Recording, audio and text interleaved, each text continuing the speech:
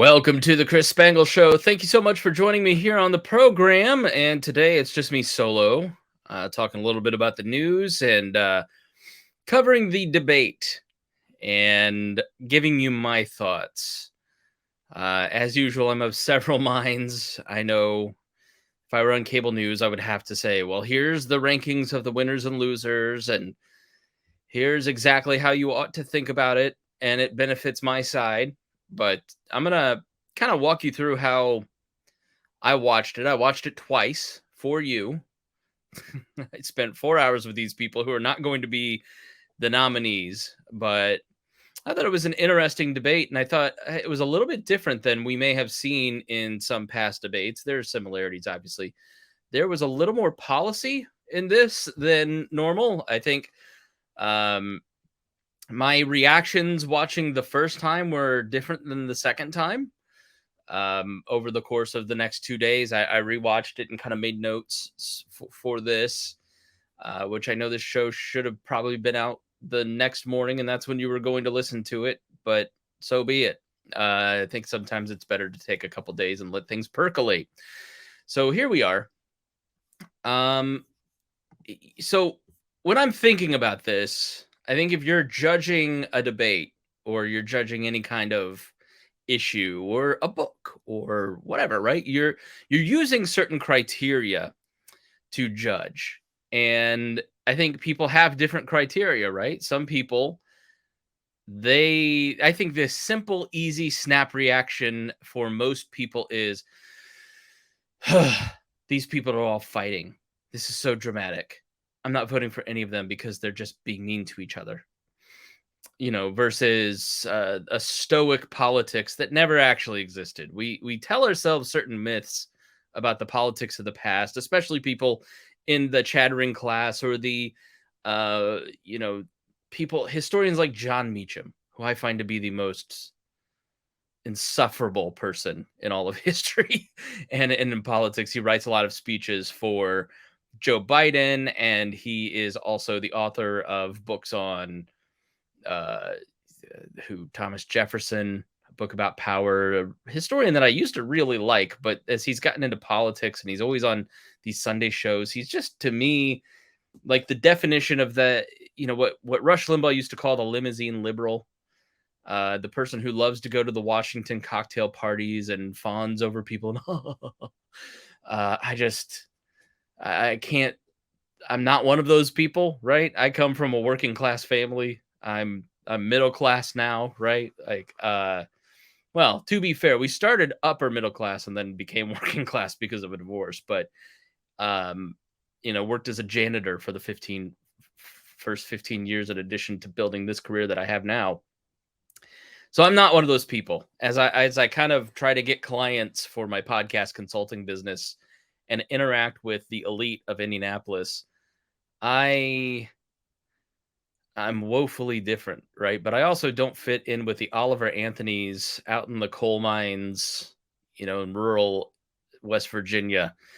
And I think a lot of you who listen to me are kind of there too, right?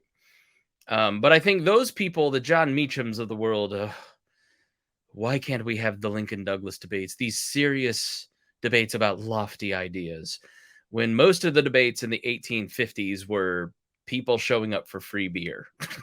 There's never really been a time where it's just been this lofty thing. Well, why can't it be like Nixon and Kennedy? Well, Kennedy was stealing votes in Chicago, and Nixon broke into the Democratic headquarters to keep Robert Kennedy from being president in 72, or not 72, 68.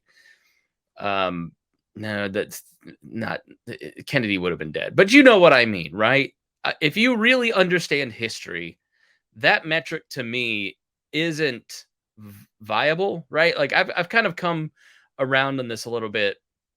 I think there's definitely certain ways that you ought to act, right? Like I have a certain approach generally that is formed by my Christian faith in how you treat other people and how you discuss ideas and how you ought to do politics, right? But I recognize not everybody's that way.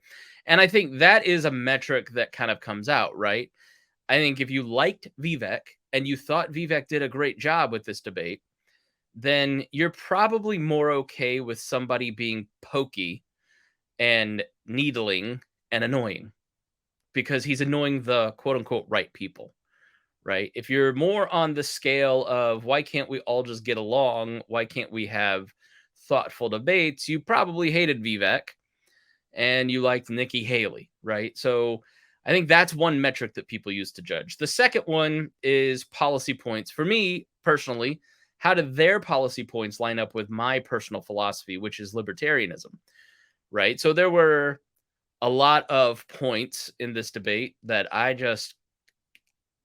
cannot believe they all want to bomb Mexico. Right? Even Vivek, the quote unquote non-interventionist heir to the Ron Paul, oh, he's so anti-war and he wants to bomb Mexico. Okay. So how do their policy prescriptions line up with mine, right? Second is likability, and that's a subjective thing, right? So, Chris Galt, Brian Nichols, they loved Vivek. He was so likable. Oh my gosh, everybody loved this guy. I found him to be so off-putting. I did not know anything about him really. I've seen him do a couple interviews and I've kind of seen some headlines as I do my daily news reading. But he's not somebody that I've sat down and watched his full hour-long interview with. Galt said to listen to the one with Michael Malice and Bill Maher, right? I haven't listened to those. So I don't know really much about him. I obviously know Mike Pence. I've met Mike Pence. I know about all the rest of these people except the governor of North Dakota, Doug Burgum. I've never seen in my life. Don't know why he was there. Only had one good moment for me. Asa Hutchinson, who he's like a John Meacham type who loves to be on Meet the Press. He's on cable news every day and still thinks that that's the way to become president. Those days are long gone, right? Then, if you're part of the base, I might vote in the Republican primary just to be a little shit, but I'm not a Republican. I have no desire to be a Republican. This debate makes me not want to be a Republican. As much as I am with them fiscally, I couldn't be on more of a different planet when it comes to things like immigration, the majority of them when it comes to national security issues, domestic spying, a lot of culture war stuff. I may be culturally conservative, personally conservative, have traditional gender roles in my marriage, but that doesn't mean that I want to use government force to have other people live that way, which is obviously a huge difference between the modern conservative and myself. But I think a lot of people who are watching it because they're trying to make up their mind is that red meat, is the red meat for the base. That's going to work for them, right? A person who loves Donald Trump, voted for Donald Trump in 2 elections, they're going to have a totally different reaction versus independents. If you're an independent-minded person, I had one friend who's center-left independent. She loved Nikki Haley. She's the only one that answered questions, and she said, we Republicans did the wrong thing and took responsibility and was really impressed by her. The person in my life that's voted for Trump twice hated her, right? Loved Vivek because he was trying to be the next generation Trump, right? So people judge kind of based on their priors. It's subjective to their own kind of philosophy, right? And then there's politicos versus normal people, right? If you listen to the Commentary podcast or the Dispatch podcast or read National Review if you're on the right, or HuffPo on the left, and you're kind of a person who's engaged, you knew the people going into the debate, you're going to have a totally different reaction than the people who are kind of normal, like my brother who watched it, who doesn't follow politics at all, doesn't listen to any political podcast, doesn't read any political news websites on a daily basis, doesn't really have like a political philosophy per se. You're going to have a different criteria with which to judge, right? So a lot of this is subjective in how we view something like this and react to it. And I think a lot of people just sort of watch this stuff and have their gut reaction and like who matches their priors. And it depends totally on their values, right? If unity and politeness is a value that you find really important, you're probably not going to like Vivek, right? You may like Tim Scott, who stayed out of the fray and tut-tutted the other candidates when they got into it. If you're a person who really cares about political philosophy and less about how other people are treated, then you're probably going to like other candidates, a Christy or a Vivek or whatever, right? So I don't think, but I don't think a lot of people go into it with political philosophy. I think these debates are really important because it's a time when people who don't really pay attention, it's like a touchstone. It's a place for them to dip into the process, kind of see what's going on. But a lot of Politico people really hate them because the incentive structure is all upside down for these debates. It's so much different than I think I take the opposite approach to so many other people who have a doom and gloom outlook. I try to think optimistically and let's look at the points that are really good, right? So I think it's really, really positive for society that the Fox Newses of the world have not only other cable competitors, but also a lot of competitors on Rumble and YouTube and Apple Podcasts and blogs. I think it's really good that the New York Times not only has to compete against all those podcasts and people like myself. I think it makes them better. Just one second. My associate producer is coming in. Let's take a quick break and I'll continue on why I am really positive about a lot of stuff. Come in, Squish. My wife is gone and my associate producer wants to sit in here with me and watch her tablet. And I said, that's okay. So if you hear a little noise in the background and it sounds like Blippy, just deal with it. Because I'm not going to tell my little girl to go downstairs by herself and be all alone. Because I want her right here where I can hold her hand while we do the podcast. Hold my hand. Hold my hand. Come on. And if I need an icy cold water, then you can go get me one, right? Oh, yes, you can. I wipe your butt. You can get me an icy cold water. You only wipe my butt if I don't poop. Okay. She is a lawyer in training. You have no idea. It's so funny how she is a great salesperson and she doesn't take no for an answer. And she finds logical inconsistencies and challenges you on it immediately. I'm very proud of her. My little girl is a very smart girl and she's very curious. We're at 4.5, so we're asking lots of questions about the world, including theological questions that I have to go and study that I don't totally know the answer to. So it's very cute. My little boy, he is 2 months now and woke me up at 7:30 smiling in my face, and it's just delightful. Lovely, lovely family time. My wife is the goat for having to really take care of him constantly. If you have had a newborn, you understand, like, he can't be away from me for more. He can't be away from her for more than 10 minutes if he's a little grumpy, but he just loves his mama like I do. And he looks exactly like me. If you haven't gone to my Instagram, see Spangle, then go check that out because it is scary how much he looks like me, and much to her family's chagrin. What is that about? When you have a kid, the families really are like, there's a weird point of pride.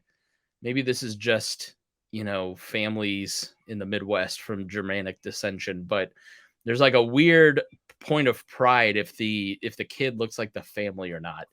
And a little bit of disowning, I think, if they don't, right? So a little bit of shunning if that kid is handsome like their dad. Not commentating on my in-laws at all. Sorry, I just needed a drink of water here. Anyways, so where was I? Yeah, so I think there's a lot of different reasons why people kind of look at this stuff and how they judge it and what they go into it. And what I'm going to do is kind of walk through the debate and play some parts, both short and long, for you. So you don't have to go watch it. You can just get kind of the important parts as edited through my lens. And I apologize if I was starting into something that was interesting and teased it before the break. I should have written it down because I completely forgot what I was talking about. But here's my overall impression of this debate. I think it was actually a policy debate kind of hidden behind the gotcha moments. And I think that's something that the campaigns may have figured out, that Fox may have figured out. Obviously, if you're in a broadcasting world, you want to start with the thing that is going to, you have the most people watching at the beginning. Most people are listening to this right now, and 40% of you will not be listening at the very end of this podcast, right? That's just how it works. If you're looking at a clip on TikTok, you're watching the first 3 seconds and then swiping for most things, which the only time I'm going to touch on the Trump thing, because Trump tried to counter program with Tucker on Twitter and keeps crowing about how he had 200 million this, 200 million that. As Hannah Cox pointed out on Twitter, 115 million people watched the Super Bowl. So maybe 220 million have seen the first 2 seconds, which is, I think it's 2 to 3 seconds for most of these platforms to get count as a view. It doesn't mean that you consumed it. I am a viewer, technically, of this Tucker debate, but I didn't watch any of it. I don't know anything about it. The only clip that I saw from it was a very true clip, which made sense from Trump's point of view. Why would I go debate these losers? They're not going to be president anyways. Why go be beat up by them for 2 hours? Fair. I totally understand that. But I think missing the debate was a crucial mistake, because Trump still thinks he can control the news cycle. He still thinks that if he puts it out on Truth Social, that he's going to tip the news in a certain direction. And, we have reached a point where there's a lot of different points of view. There's a lot of different ways to consume information. It's not like 2016 where there's still had some measure. So what always, and this is why I don't think you saw a lot of beating up on the media, the mainstream media. I just don't think they have the same power anymore. You're here in Indianapolis, nobody reads the Indianapolis Star. They may read the IBJ, the Indianapolis Business Journal, or the Indianapolis Recorder, which has way better news than the Indy Star, the Gannett product here, the Heritage, the Record newspaper of Indiana. I don't know anybody that shares Indy Star stuff. They share more of the TV news stations because they're more built for virality on social media and kind of do more clickbaity stuff than the newspaper. But Rob Kendall over at WIBC, our friend, has way more people reading his social media and listening to him every day now than whoever the person is that writes the political. I don't even know who it is who writes the political commentary over at the Star and their opinion. It used to be a big deal to be the opinion columnist. So I don't know that necessarily means much. I didn't see a lot of beating up on the mainstream media last night because they're just not as relevant as they were 10 years ago. So the idea that somehow the media is all controlling when people are constantly beating up on how unfair the media is, I just kind of roll my eyes now, because Ben Shapiro has as much clout within half the country as the New York Times does. And there's a lot of different pockets. Your kids or your nephews or nieces or whatever who are in their teens and are a generation younger than you. There are people who are uber famous that you've never heard of now. 40 years ago, you could map that out. Who was everybody knows Betty White and Bob Hope, right? To me, 40 years ago is still the 60s in my brain. But the reality is everything now is, it used to be built for news clips on CNN or whatever, and that's how people got their information. That's not how it works anymore. Now it's Twitter clips, it's Instagram clips, and everything's 15 to 60 seconds. And I think the beginning of this debate was front loaded with that. I don't know why. I mean, Fox News did their best to set Ron DeSantis up. There's no doubt that Robert Murdoch, he has made it perfectly clear he hates Trump. He doesn't want Trump to be the nominee. Long story short on the Trump thing, I just didn't see anybody talking about it. I didn't see many people sharing clips. I mean, I realized 24 hours later that I hadn't seen anybody in my feed talking about it, which is fairly Trumpy because most of my feeds come from, especially Facebook, my time and talk radio. It comes from my red state friends and family and high school friends. It comes from libertarians. It's inordinately predisposed towards Trumpism. And I didn't see anybody talking about it, but tons of people talking about this debate. And so I think, Trump kind of going, oh, well, I got 200 million. I just don't think people engaged in it. Nobody was talking about it. I asked the other more conservative members of the Wallaverse if they were seeing it. Nobody was talking about it. Trump just does not have the ability to counter program the news the way that he did when he was on social media. And he knows it, which is why when he got arrested the other day, he tweeted for the first time since 2020.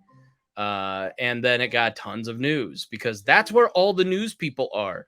I think people make the mistake of judging their online world for reality when they fail to realize that their online reality is not the world. Their online, even though you are looking at a dashboard of thousands of people and their opinions, it does not necessarily mean, hey, baby, don't hum. Shh.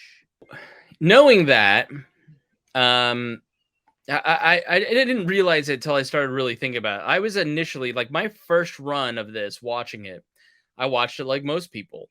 I had open Twitter, I had open social media, and I was existing in that world, right? And then when you get out there and start talking to people in real life and online, everybody has their different perceptions. Everybody has their own little information silos.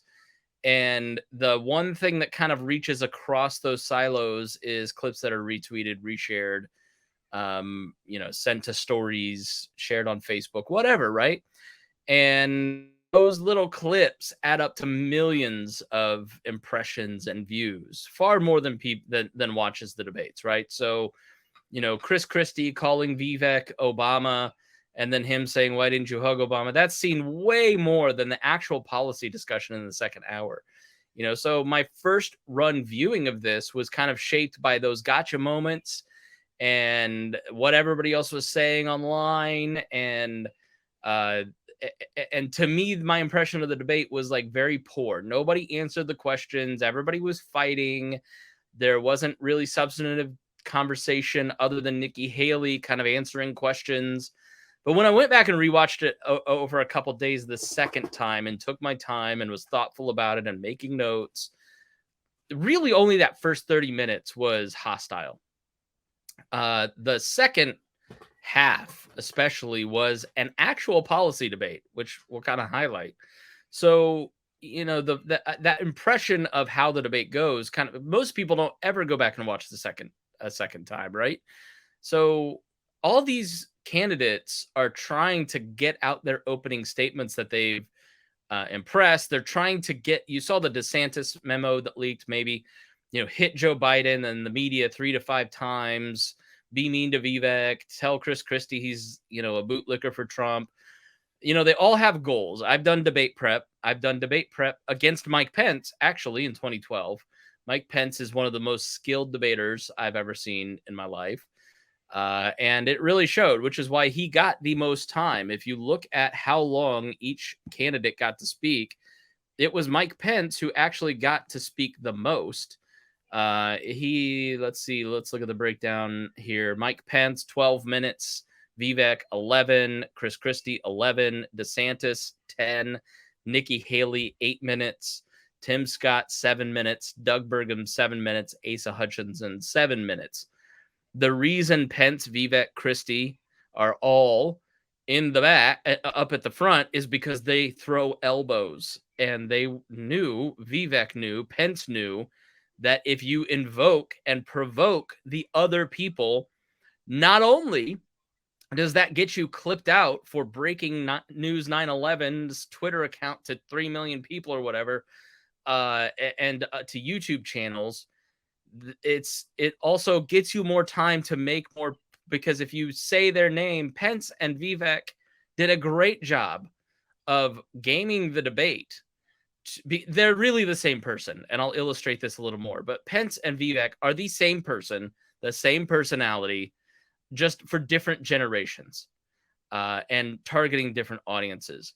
But if you look at the bottom of the scale, Nikki, Tim, Doug, Asa, they're not poking. They're trying to be the stoic, why can't we all get along candidates?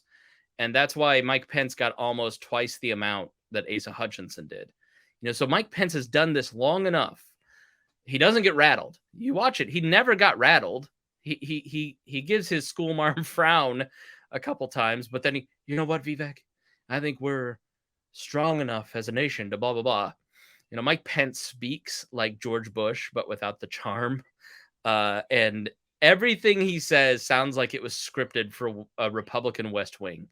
That's what drove me crazy in the debates and the campaign in 2012 when Rupert ran against him, is you can't ever get Pence to talk about anything other than what Pence wants to talk about. You ask him a question.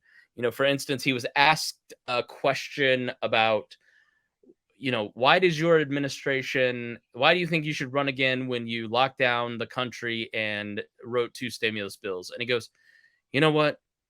That's a good question. That's a fair question.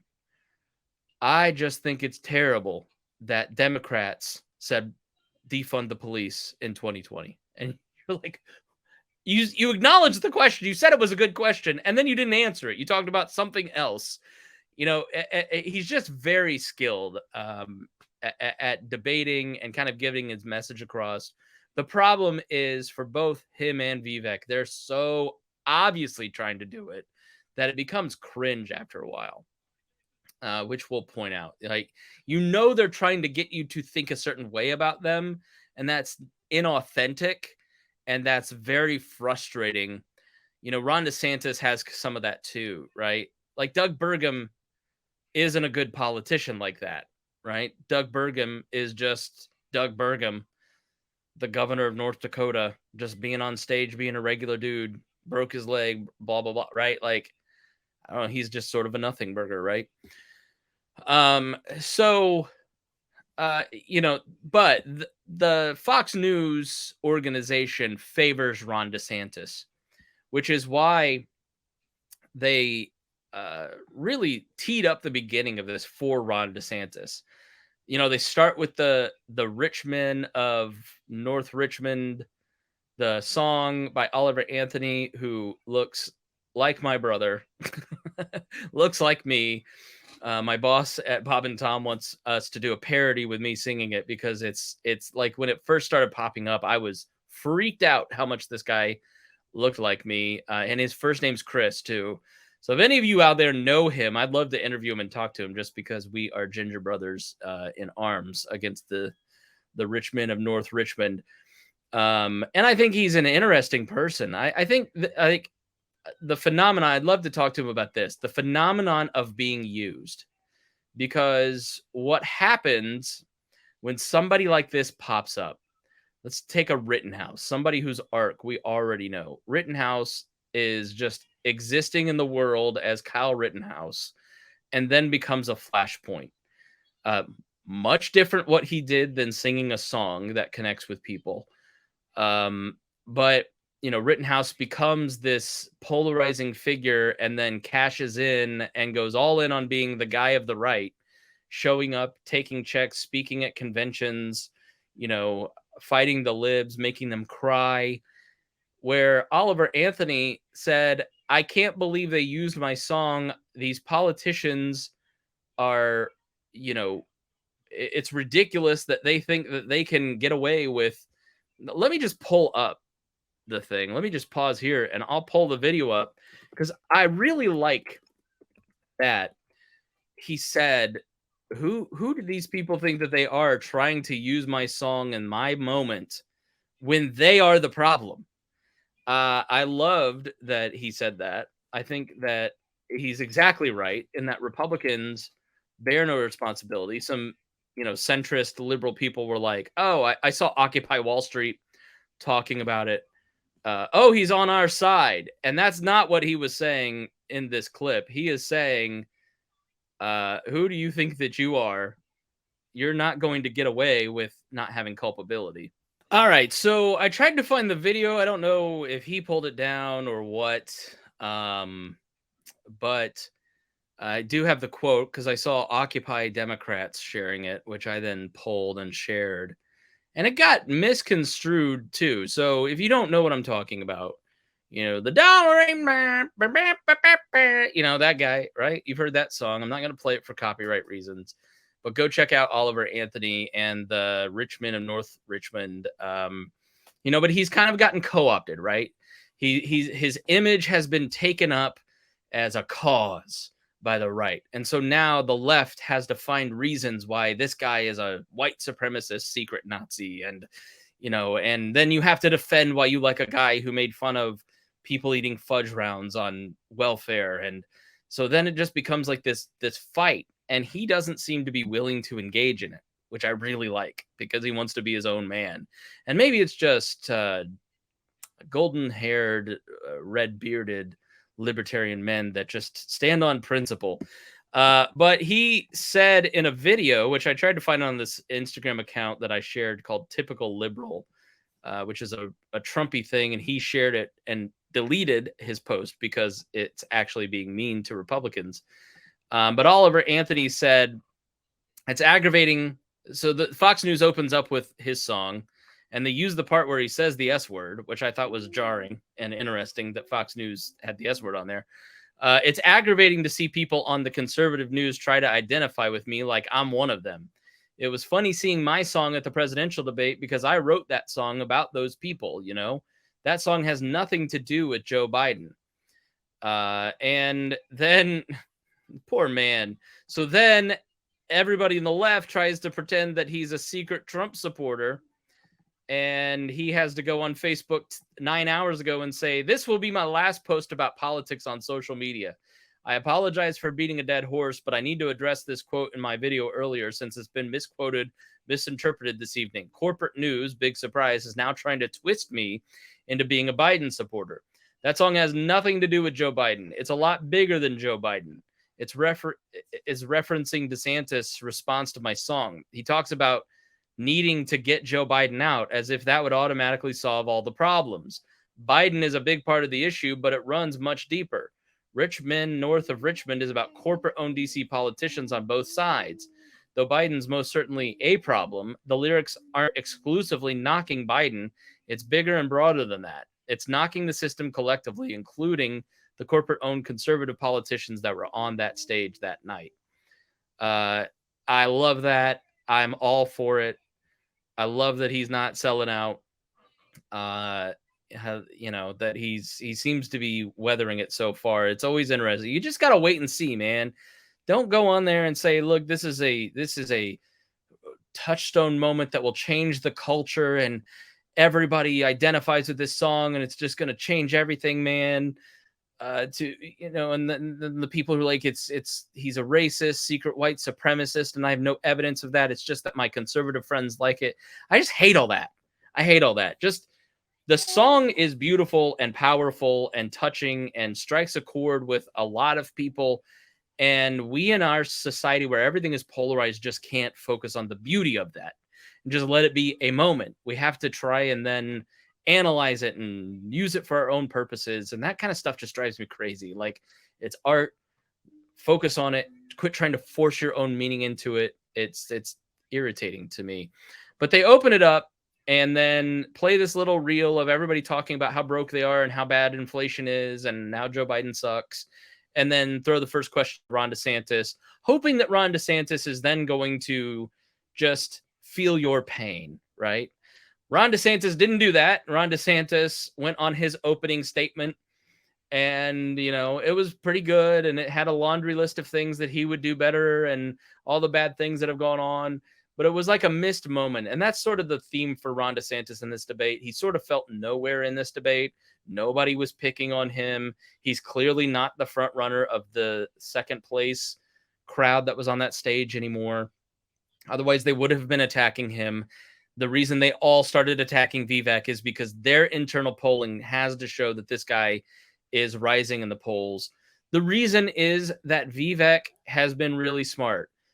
He doesn't play politics like a traditional politician. He's been going on all the Rogan-centric podcasts and tilling the digital world, knowing that he could get a pop at the first debate, as opposed to going to Iowa and talking to voters at the state fair. That's the Trump. That's the Trump. So in so many ways, Vivec is the rage at Vivec on that stage was palpable. And I tried to figure out why, because presumably DeSantis should be the front runner, right? They should be going after him, but they're going after Vivec. But as we'll see, they're going after him, and the rage wasn't just about politics, and it's Christy and Pence and Nikki Haley at one point screaming at him, foaming at the mouth because he's non-interventionist on Ukraine. And I'm really trying to think about why. And I think the reason is their fear. And I hate Trumpian politics. I am a creature of the politics of the past.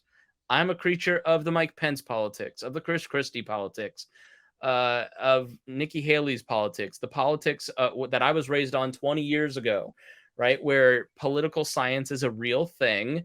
And if you do X, like knock on these many doors this many times, you'll win, because it's somewhat predictable that if you put in these right outputs and have these certain disciplines, you will get X, right? That doesn't exist anymore.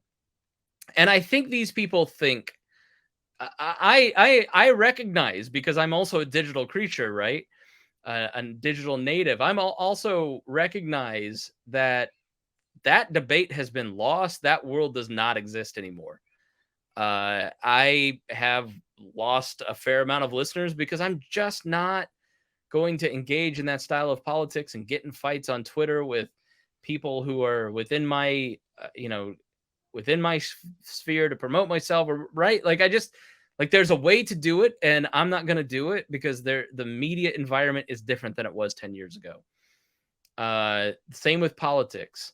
But these people who are raising money, actively engaged in the presidential politics of it, think that still works. And maybe it will. Maybe it does. But I think they're counting on Trumpism and the Trumpian style of politics. And it's just a moment. And if we just get rid of Donald Trump, that will go away. And I don't think that's reality. But I think that a Vivek on stage, needlessly poking his opponents, shamelessly calling them corporate puppets, talking about Zelensky, the Pope, and all these untoward, untrue, like rude, horrible, mean things, it just makes them afraid, because that style of politics isn't going away, because the youngest member on that stage, the next generation, is doing it. Well, he's standing next to a person who's 44, Ron DeSantis, who's doing it the old way. He's going to Iowa. He's visiting state fairs. He's at the Field of Dreams place. He's talking about the vision of the future, and didn't really seem to poke anybody.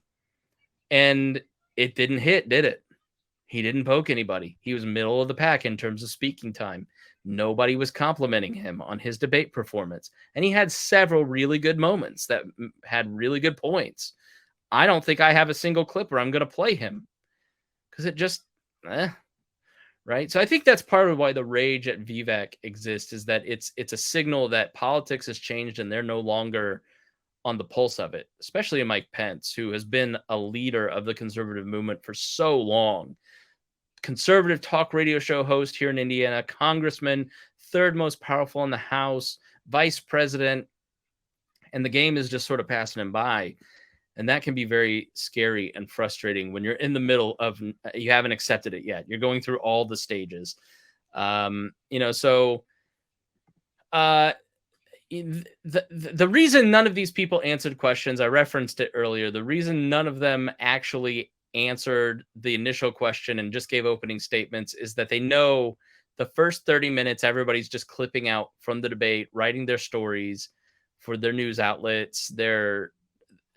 People are talking about it, and then people about 45 minutes in give up. And so they need to get out in that first couple questions, everything that they need to say, because that's what everybody's going to watch. Fox News has not figured that out.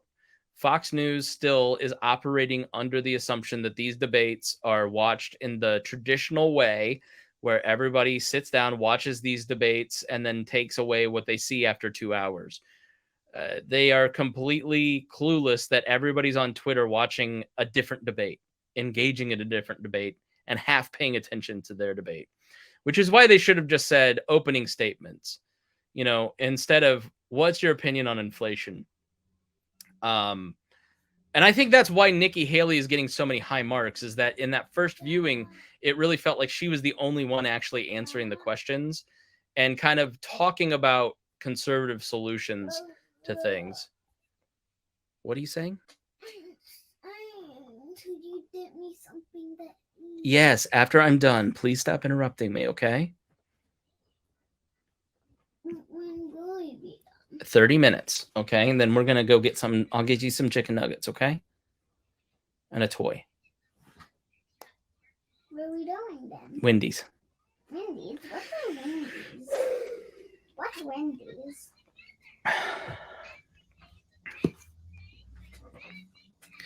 All right, so those are kind of my initial thoughts. Let's start diving into the debate to kind of give you my supporting evidence for some of my thesis here. Let's go to Vivek's opening statement. Vivek obviously is having his Herman Cain moment.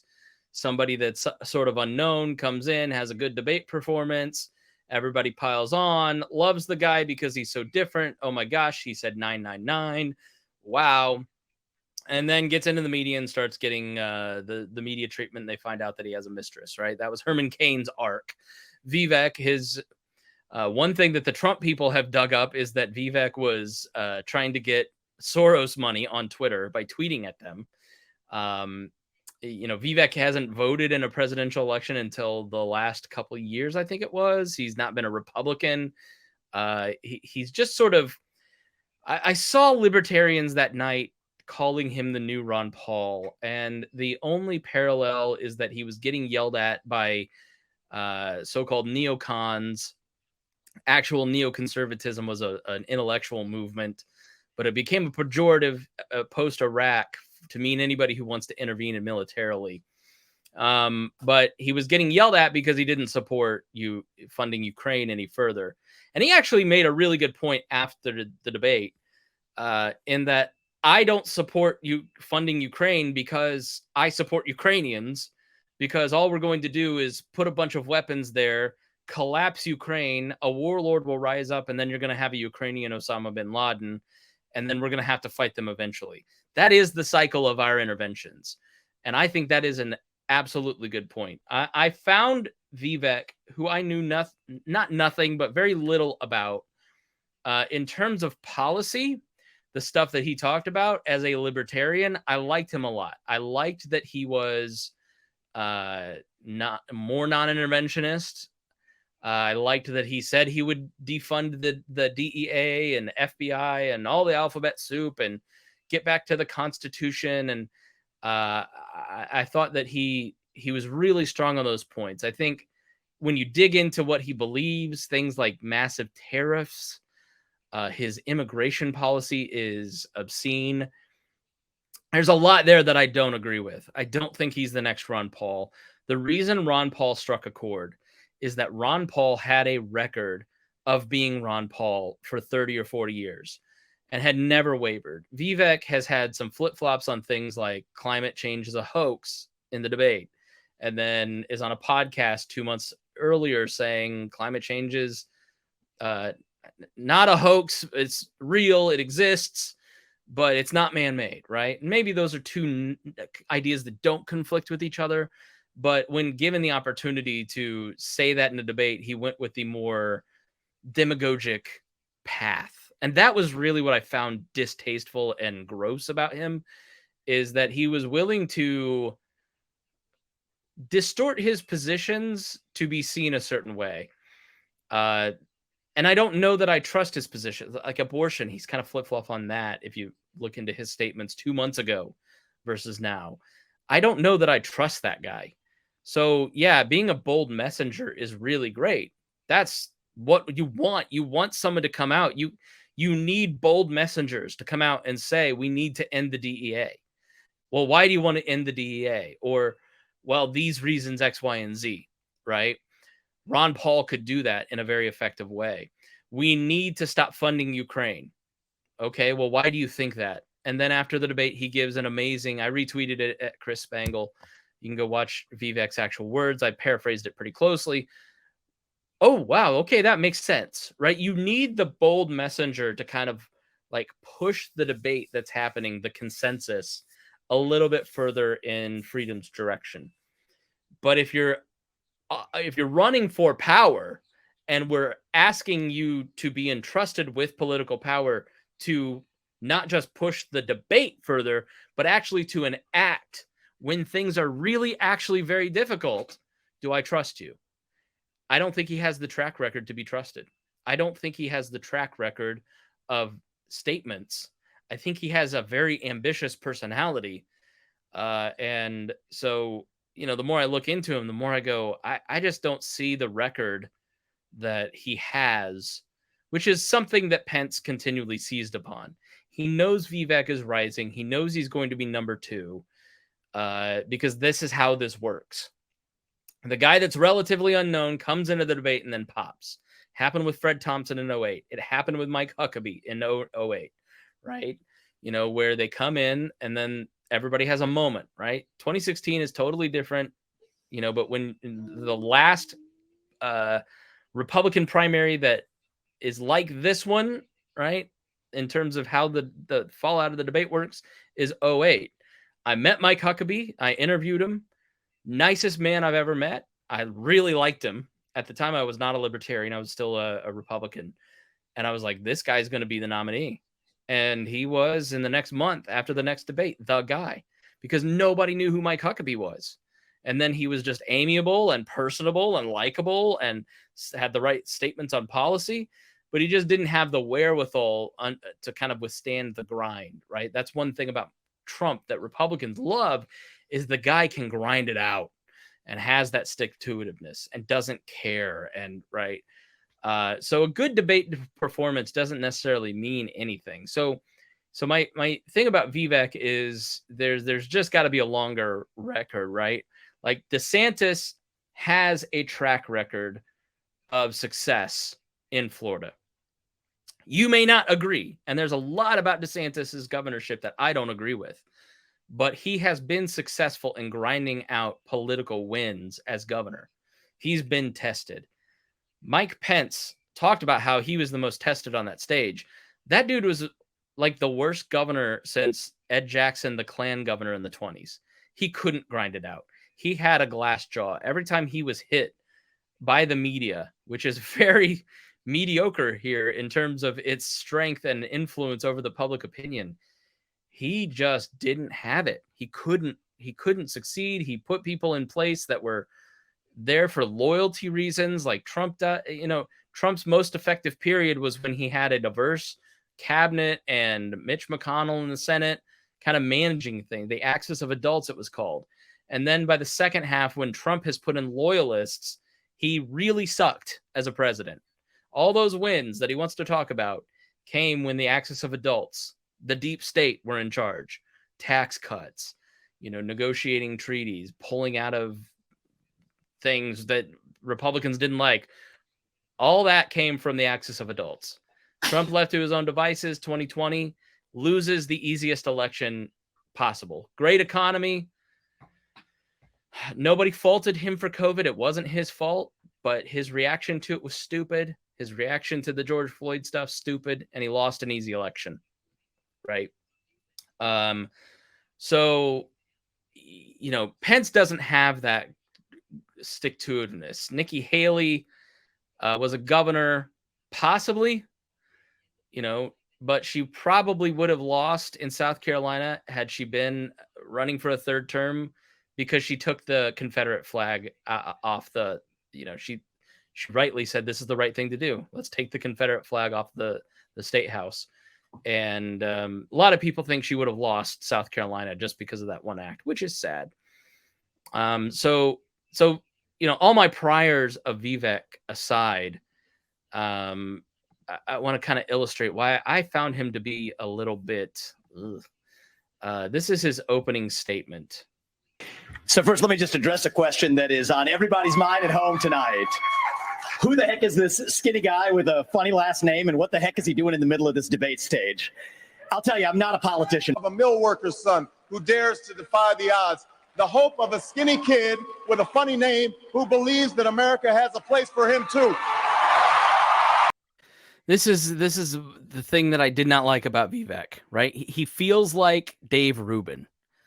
Dave Rubin is a guy who sits across from legitimate members of the intellectual dark web, like the two brothers, Eric and what's his face, or Jordan Peterson, and says things like, those of us in the intellectual dark web, as if he's a part of it and an intellectual, right? No, you're clout jacking other people's clout that you're interviewing because they have actual accomplishments, right? Vivek is trying to get us to think that not only is he he is the conservative movement's Obama, he's also their Ron Paul, and he's also their Trump. He's trying, and that's why it feels demagogic, right? It feels like he's trying too hard to make you think a certain way about him, in the same way that Mike Pence has always tried to make you think he's the next Ronald Reagan, which you saw in his opening statements, and you'll hear in some of the stuff that I'm going to play for you.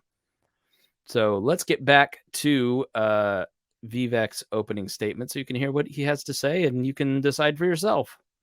Came to this country with no money 40 years ago. I have gone on to found multi-billion-dollar companies.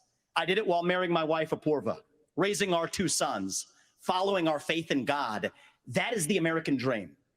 And I am genuinely worried that that American dream will not exist for our two sons and their generation unless we do something about it. And I do think Brett is going to take an outsider, because for a long time, we have professional politicians in the Republican Party who have been running from something.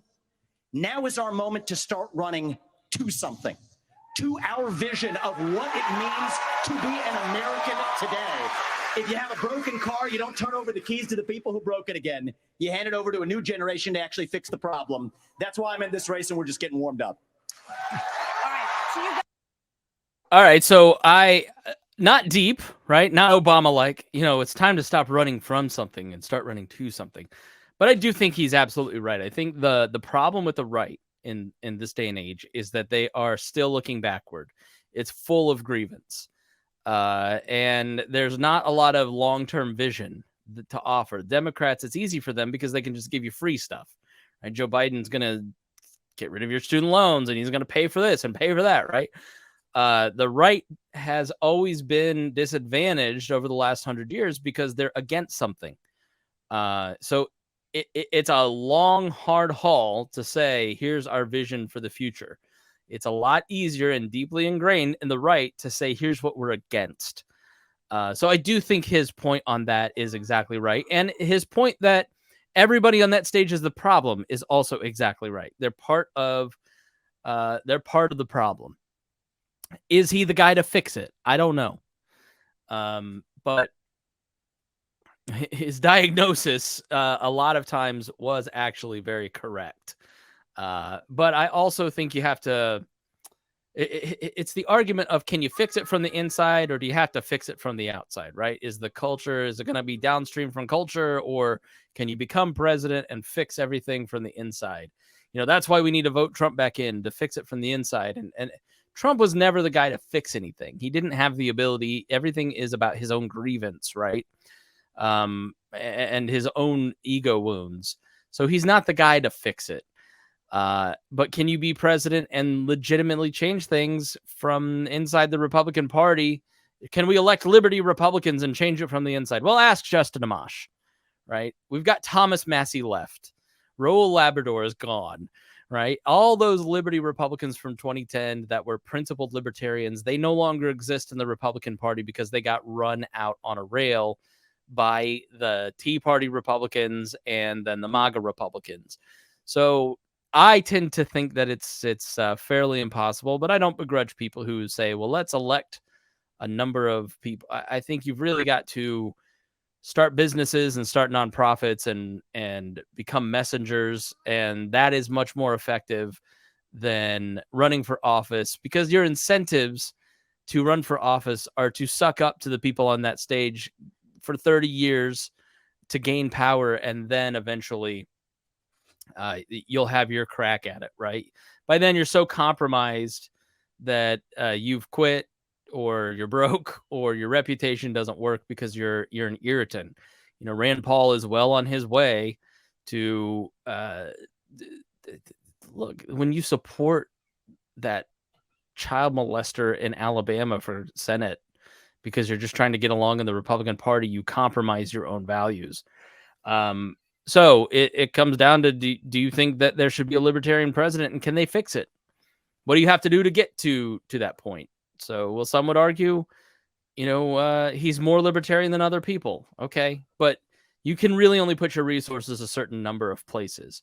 Why would you want to put it behind a person who is untested and possibly successful? I know he's grown companies, and there's been some media reports that his companies are sort of like Trump's, where they're a little hollow. I don't know enough about it, but so next up is Nikki Haley, who had a really interesting, and I saw some Republican friends fuming about Nikki Haley's opening statement, but this was an appeal to independence. This was Nikki Haley deciding the rational thing about this. Like, let's step out of the debate and look at the reality of this. Trump can run one more time. And what I think Nikki Haley's goal was not to win this particular election. It was to, much like Christy's way, like, what are we going to do post-Trump, right? What are we going to do after this? How are we going to speak to people in 2028? And so in some ways, I think Nikki Haley, everybody on the stage is kind of running in case Trump dies or drops out of the race. Nikki Haley's looking at this going, look, I'm not going to be the nominee. It's going to be Trump. But what do we want the party to look like afterwards? And I think in her estimation, it's appeal to independence and give conservative-oriented solutions to problems like climate change. And she was the only one. Everybody else was sort of stuck in the matrix of, we're trying to win this debate to become the nominee. And I think Nikki Haley had a really good strategy of kind of pulling out of that and appealing to people that aren't necessarily Republicans, which is maybe a limited amount of people watching the debate, but it's a number of people. So let's listen to Nikki Haley's introductory speech here. Then Mr. Ramaswamy, who is a successful entrepreneur nationally right now, he's beating you in the polls. Well, I don't care about polls. What I care about, the fact is that no one is telling the American people the truth. The truth is that Biden didn't do this to us. Our Republicans did this to us too. When they passed that $2.2 trillion COVID stimulus bill, they left us with 90 million people on Medicaid, 42 million people on food stamps. No one has told you how to fix it. I'll tell you how to fix it. They need to stop the spending. They need to stop the borrowing. They need to eliminate the earmarks that the Republicans brought back in. And they need to make sure they understand these are taxpayer dollars. It's not their dollars. And while they're all saying this, you have Ron DeSantis, you've got Tim Scott, you've got Mike Pence. They all voted to raise the debt. And Donald Trump added $8 trillion to our debt. And our kids are never going to forgive us for this. And so at the end of the day, you look at the 2024 budget, Republicans asked for $7.4 billion in earmarks. Democrats asked for $2.8 billion. So you tell me who are the big spenders. I think it's time for an accountant in the White House. Woo! All right. I agree with all that, right? Like, the Republicans are part of the problem. 54% of voters. We'll start with Pence, and I'll give you his opening then in a second. But yeah, I love sharing on Facebook the article. Just Google Trump wants bigger stimulus, Pelosi. You'll see how Trump was arguing for a bigger third stimulus than Nancy Pelosi was. Donald Trump helped architect the inflation that Joe Biden had to deal with. Yeah. All of the money he's putting for Ukraine, all of the money for his, infrastructure bill, all contribute to it. But it's not just a Joe Biden problem. And Donald Trump has this magic ability to get out of any consequence for his own decisions. And you see it now. Oh, well, we need to, Sean Hannity down here in the bottom left. This is weaponization of justice in America. No, it's consequences. Narcissists hate consequences. And Republicans have to face consequences for being big spending people. Like, I still believe in the Tea Party message of lower taxes, of lowering the debt, balancing the budget, zero-sum based budgeting, right? Like, all of these things that must be done, reforming, if not ending entitlements, right? All of these things need to be talked about. The most disappointing thing about this debate, in an hour and 42 minutes, there was never a question on how to deal with the entitlements and how they're going to be bankrupt in 10 years. You're going to see 20% cuts to things like Social Security and Medicare because we can no longer afford them. They're no longer funded. And people are going to cry bloody murder. Like, if I'm a Republican, I wouldn't even run a candidate. I'd let the Democrats be in charge when Social Security starts to default in 2032, because you're going to get blamed. The debt we are sending. You want to bitch about the Ukrainian money that we're sending? It's like half of the debt service that we have. So it really boggles the mind how Fox News can have a Republican primary debate and never discuss the economic situation of this country and never ask a question about it, because Republicans don't care about it. They're basing their questions on what Republicans want to hear and know, and polling from Republicans. Republicans do not care about the deficit, debt, and entitlements. They don't. If you talk about how Donald Trump has used it against DeSantis, he wants to cut your Social Security. And it's part of why DeSantis started losing in the polls, because DeSantis is honest with the American people. You're not going to have these programs in 10 years.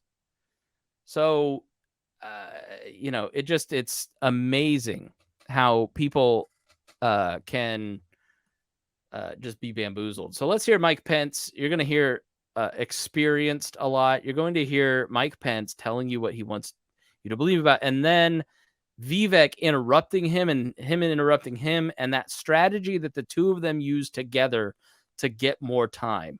Cost of groceries is a, quote, major problem for them. Right. You blamed the Biden administration spending for that increase. But as vice president, your administration spent more than any prior, Listen to him not answer this question. $7.8 trillion added to the national debt, $3.5 trillion of that before COVID. So does that mean that you're part of the spending problem? Well, first off, thanks for the question. Thanks for letting me respond to a No, I'm not going to reference answer. our administration's record. I'm incredibly proud of the record of the Trump-Pence administration. I mean, in 4 short years, we rebuilt our military. We revived our economy. We unleashed American energy. And we appointed 3 conservatives to the Supreme Court that gave the American people a new beginning for the right to life. Now, Martha, you asked earlier, who's the most best prepared for this job? And I must tell you, with all due respect to all of my friends on the stage, and even to one that's probably looking on, I think unquestionably I am the best prepared, the most tested, the most qualified and proven conservative in this race. I was a leader in the Congress of the United States. I led Indiana, where we balanced budgets and had a AAA bond rating when I was governor. Thanks to Mitch President Daniels. of the United States. We spent funding to backfill on the military cuts of the Obama administration, and then we were there in the worst pandemic in 100 years. He ran the All Fauci that being programs. said, I was the first person in this race to say that we've got to deal with the long-term national debt issues. You got people on this stage that won't even talk about issues like Social Security and Medicare. I mean, Vivek, you recently said a president can't do everything. Well, I got news for you, Vivek. I've been in the hallway. I've been in the West Wing. A president of the United States has to confront every crisis facing America. I will put our nation back on the path to growth and prosperity and restore fiscal responsibility, just as I did in Congress and as governor, Mr. Vice President. and when I was vice president. But yeah, hold on. Yeah. You were named earlier. invoked. I'm going to give Vivek first. We'll get to both of Yeah, them. this isn't that complicated, guys. Unlock American energy, drill, frack, burn coal, embrace nuclear. Put people back to work by no longer paying them more to stay at home, reform the U.S. Fed, stabilize the U.S. dollar, and go to war. The only war that I will declare as U.S. president will be the war on the federal administrative state that is the source of those toxic regulations acting like a wet blanket on the economy. So I'm not sure I exactly understood Mike Pence's comment, but Hey, you don't know who I am. Here's a laundry list of things that Republicans love, so you'll like me. I'll let you all parse that out. For me, it's pretty simple. That's something a U.S. president can do with focus, and I'll deliver on it. Well, let me explain it to you. Vivek, if I can. I'll go slower this time. I sometimes I thought that was a little racist, but anyways. Look, I was a House conservative leader before it was cool. I actually pushed a deficit reduction act. That was the last time we actually reduced the national debt in the United States when I was the leader of House conservatives. I balanced budgets and cut taxes when I was governor. I mean, look, Joe Biden has weakened this country at home and abroad. Let me just skip. We don't need to bring in a rookie. We don't. I mean, look. So Vivek does an annoying thing, and it's probably tactical, is that he undercuts right at the end of their statement. Because if he undercuts, he can provoke them and then get more time. Because if I provoke you at the end of your statement, then you say Vivek's name, and in the rules, then Vivek gets 30 more seconds to talk. Brilliant strategy. Very good strategy. You saw debate. You saw Pence doing it too, which is why they were the top two in terms of talking. Look, Joe Biden has weakened this country at home and abroad. Now is not the time for on-the-job training. We don't need to bring in a rookie. We don't need to bring in people without experience. We need to bring It's 30 seconds when you have a rebuttal, okay? And you are up, Governor DeSantis. So here's the thing. Why are we in this mess? Part of it, and a major reason, is because how this federal government handled COVID-19 by locking down this economy. It was a mistake. It should have never happened. And in Florida, we led the country. DeSantis has kind of a I love lamp quality where he just runs with it, and I will never let it's non sequiturs, and it didn't land. Lock you down. You don't take somebody like Fauci and coddle him. You bring Fauci in, you sit him down, and you say, Anthony, you are fired. That was just so obviously rehearsed. You know what? We're going to bring in. I just want to finish responding to Mike. I just want to respond to Mike for 1 second because he invoked me back. Listen, now that everybody's gotten their memorized, pre-prepared slogans out of the way, we can actually have a real discussion now. The reality and the fact of the matter is, like, I get it. It's just insulting them for no reason, right? Like it's a tactic that appeals to the new right type guys, right? Like, we don't like Ron DeSantis, so I'm going to be mean to Ron. I'm just going to demean his point. I'm not going to engage in the substance of what Ron DeSantis just said because it was entirely correct, and I agree with it fully, but I can't say that because I'm against him personally, and so I need some way to diminish him, and so I'll just say it was pre-scripted, right? It's one of those like ad hominems or straw man, or whatever those logical fallacies are, but it's very irritating for no reason. He loves to irritate, which is why so many of the guys that love so many of these new right thinkers love Vivec, because they love people who are just dicks, because they want to be dicks. And so they can continue. Well, look, it's just acceptable behavior. So he doesn't want a real discussion. Now that we've got our pre-prepared statements out of the way, we can have a real discussion. Well, dude, you're the one preventing the real discussion and then saying you want to have a real discussion. And I just don't buy it. Is that one of yours? Not really, Mike, actually. We're just going to have some fun tonight. Pence totally calls him on it correctly, saying, did you rehearse that? Because that sounds like you rehearsed it. And the reality is, you have a bunch of people, professional politicians, super PAC puppets, following slogans handed over to them by their 400-page super PACs last week. The real choice we face in this primary is this. Do you want a super PAC puppet, or do you want a patriot who speaks the truth? Do you want incremental reform, which is what you're hearing about, or do you want revolution? Okay. And I stand on the side of the American Revolution. I've got to address rather the than the we're gonna super take All right, first of all, the dude would have a super PAC if he could. He only raised $400,000 off of this debate. Average donation, $38. That's cool. That's not how politics works now. He's right in that super PACs run everything. But I bet if you asked Vivec, do you support bringing back McCain-Feingold?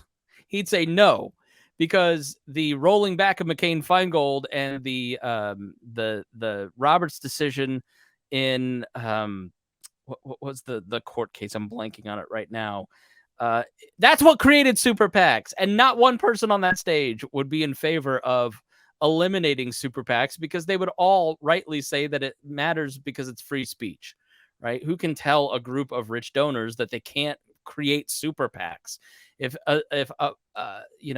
one of these billionaires, if Jeff Bezos called up Vivek and said, I liked you in the debate, or Elon Musk called him and said, I want to fund your campaign with a super PAC, you think that dude wouldn't take that super PAC?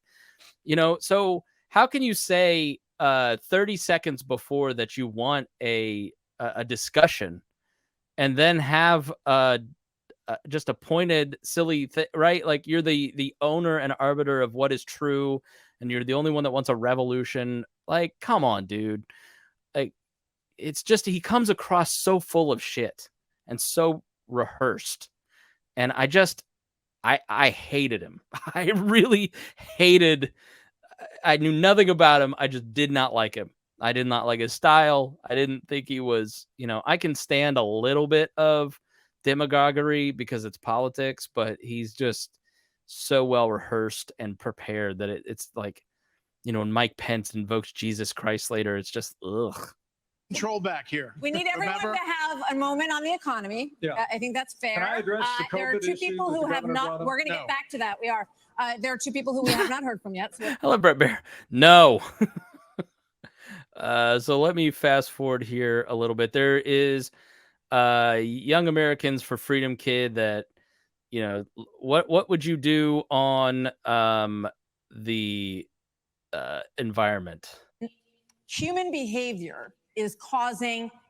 So I thought this was interesting. All right. So it informs one thing in the debate later, right? These stupid, I don't know if it's stupid. Maybe it's totally correct, right? Do you agree or not agree? Everybody raise your hand thing. Some people really hate it. I think kind of a yes or no show of hands may not actually be a bad thing.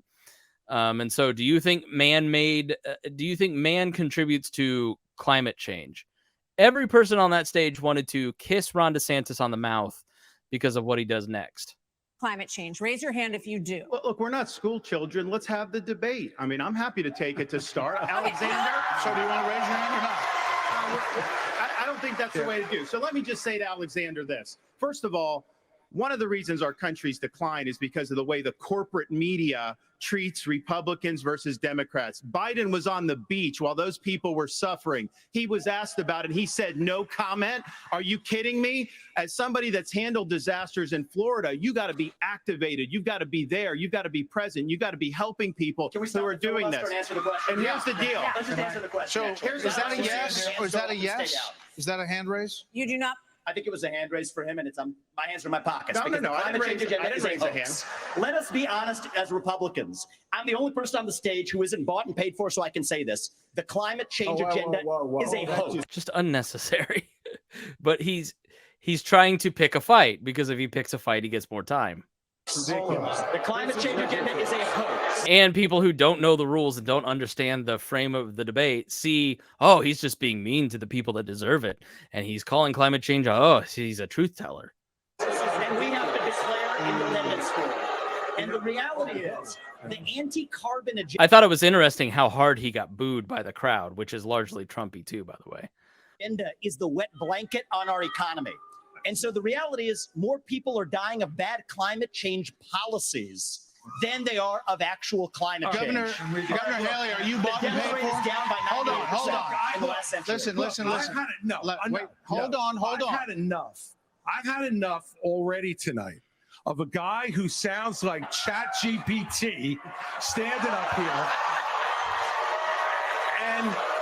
The last person in one of these debates, Brett, who stood in the middle of this. Like, you notice if you watch this, Vivek is smiling, and he takes these punches very well, because it's part of his strategy, right? He knows his strategy is working. Christy is a pugilist. He's a New Jersey guy. He's very good in debates. He's very good on his feet. He's very good at kind of putting together a way to prepare a case for a jury, right?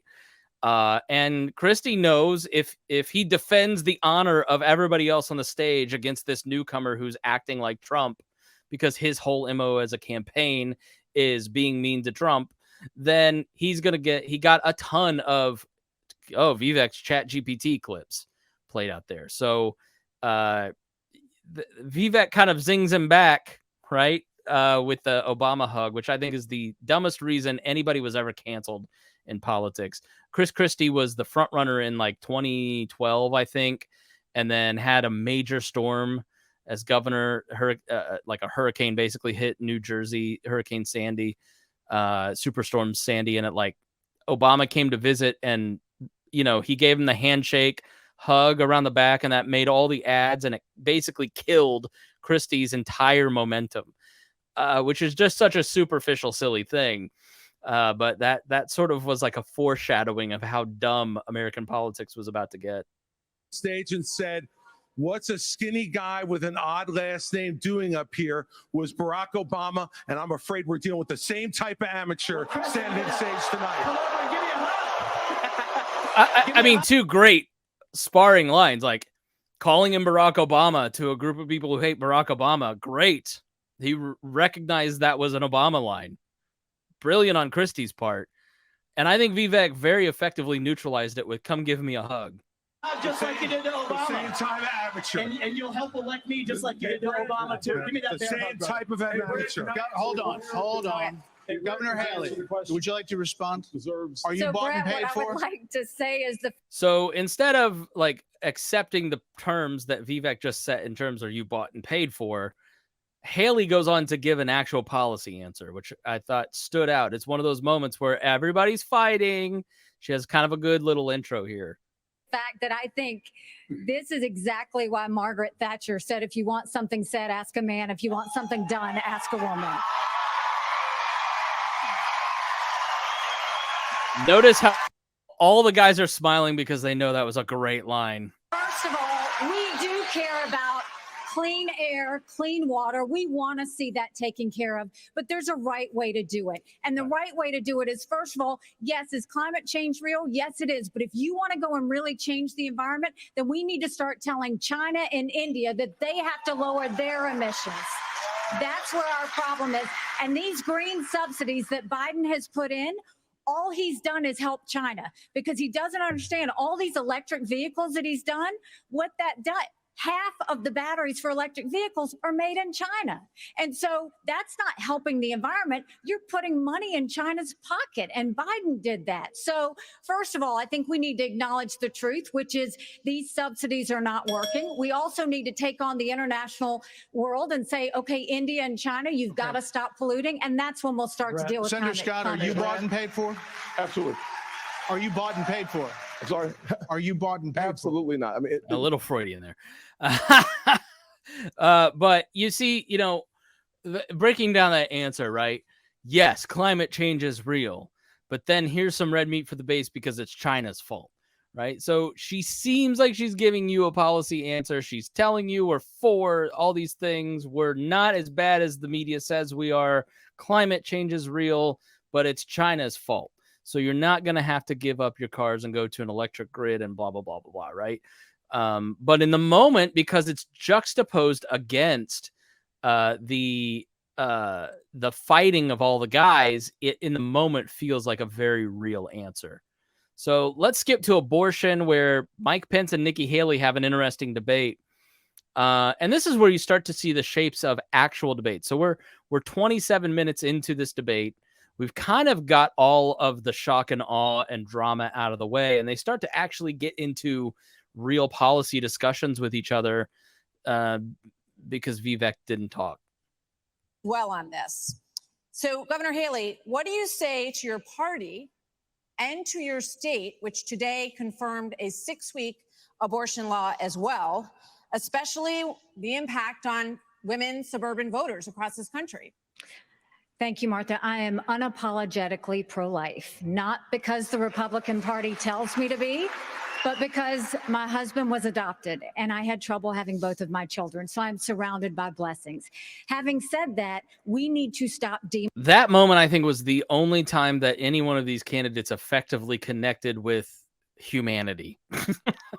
The rest of the time was arguing with each other.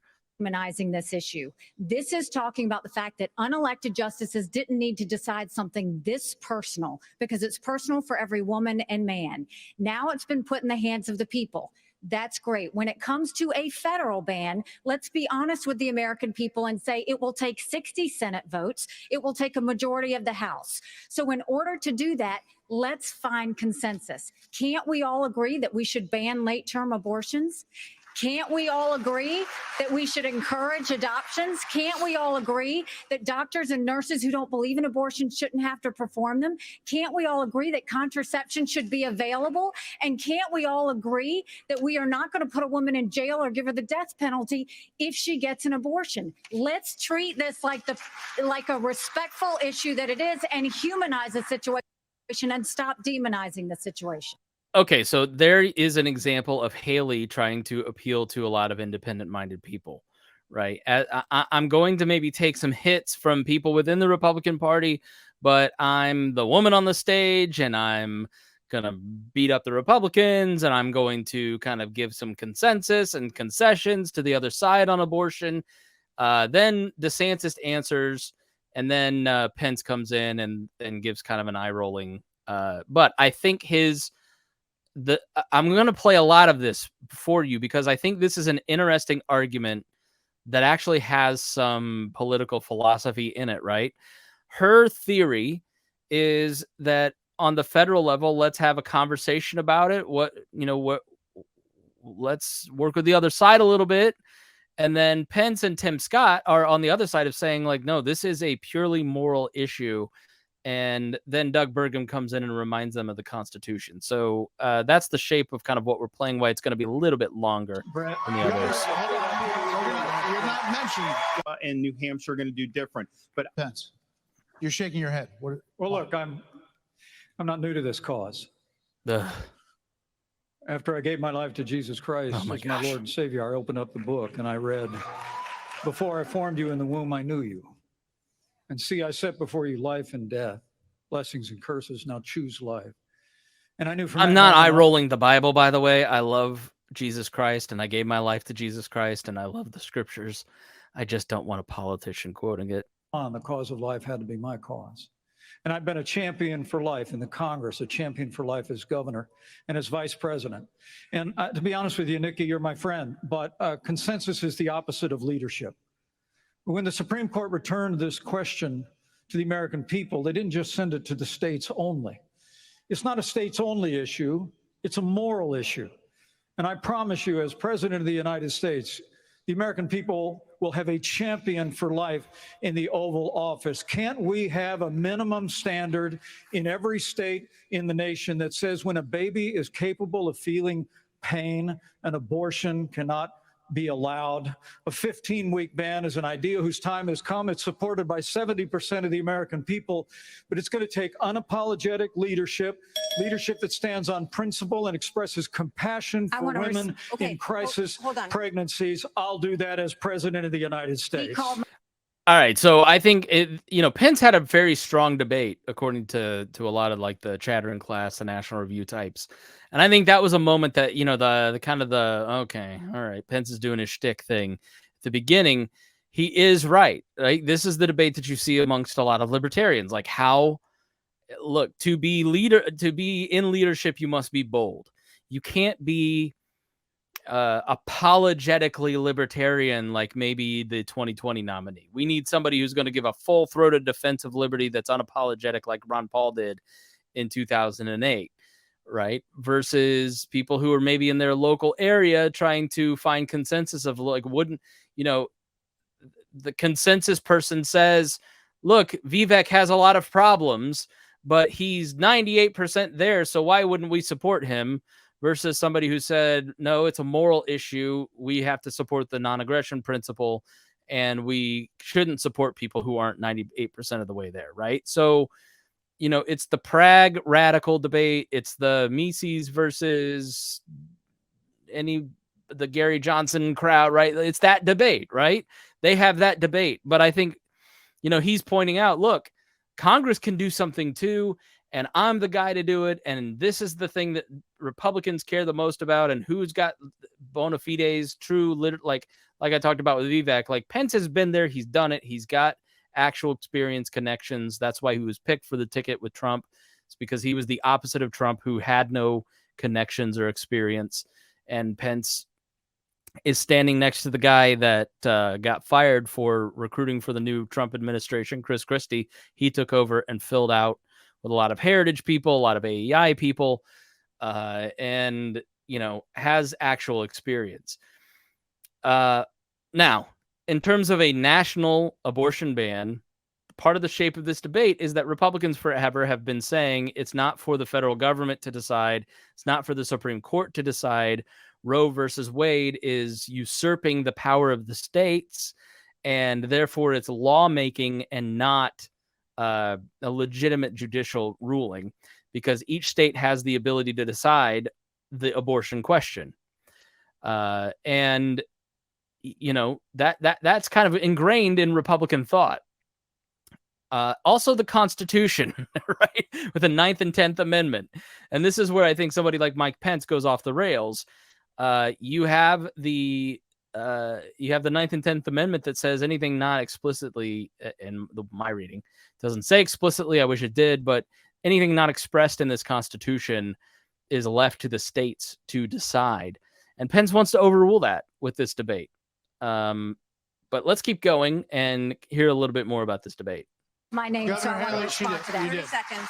So first of all, I will say it is in the hands of the people, and that's where it should be. But when you're talking about a federal ban, be honest with the American people. We haven't had 45 pro-life senators in over 100 years. So no Republican president can ban abortions any more than a Democrat president could ban all those. There's the pragmatic person coming out, right? Like, Pence, you're lying. I mean, Pence does this a lot. He gives you the laundry list of things that ought to happen but are never going to happen because they appeal to you. He is the Vivek Ramaswamy of Tea Party boomers. State laws don't make women feel like they have to decide on this issue when you know we don't have 60 Senate votes in the House. 70% of the American people support legislation But to ban 70% abortion of the after a Senate baby is does capable not. of experiencing pain. It's just going to take leadership. Hold on. 70% of the Senate does not. You have to be honest with the American people. A 15-week All right, limit. let's get Governor Bergman for one minute here.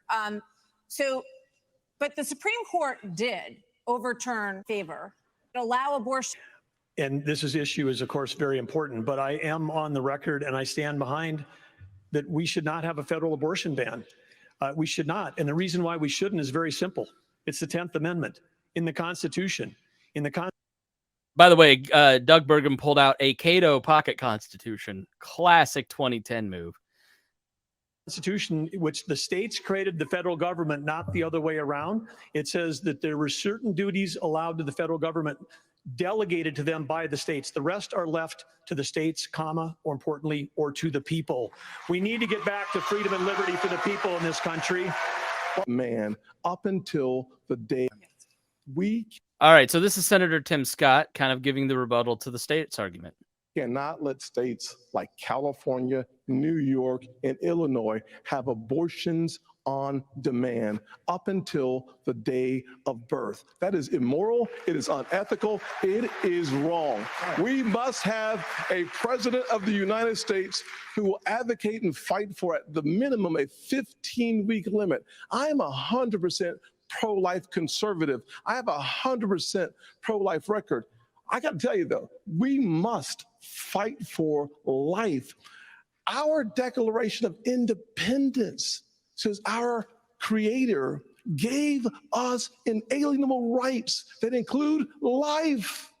That is a list. That is an issue we must solve. We can't leave it to Illinois. We can't leave it to Minnesota. We can't leave it to Illinois. We must solve that issue with a 15-week limit at a minimum. Thank you, Brett, Senator. I think we're all pro-life, but Thank what you. I would love is for someone to ask Biden and Kamala Harris, are they for 38 weeks? Are they for 39 weeks? Are they for 40 weeks? Because that's what the media needs to be asking. All right. I thought that was the absolute best point made in the entire debate. Why is the alternative? Ask Joe Biden when he thinks pregnancy should it end at 40 weeks before the baby's due when it's 9 months. That's never asked, right? So, and I think that's important information. Like, where's your limit, right? So, I'm not going to play through the crime part. I'm going to, let me see what else. So next they go on to talk about crime, which was another example. It's about minute 40. Another example of a great policy debate where each one of these people have different outlines for how they would deal with crime. You can fast forward. If you want to hear those things, you can get to it.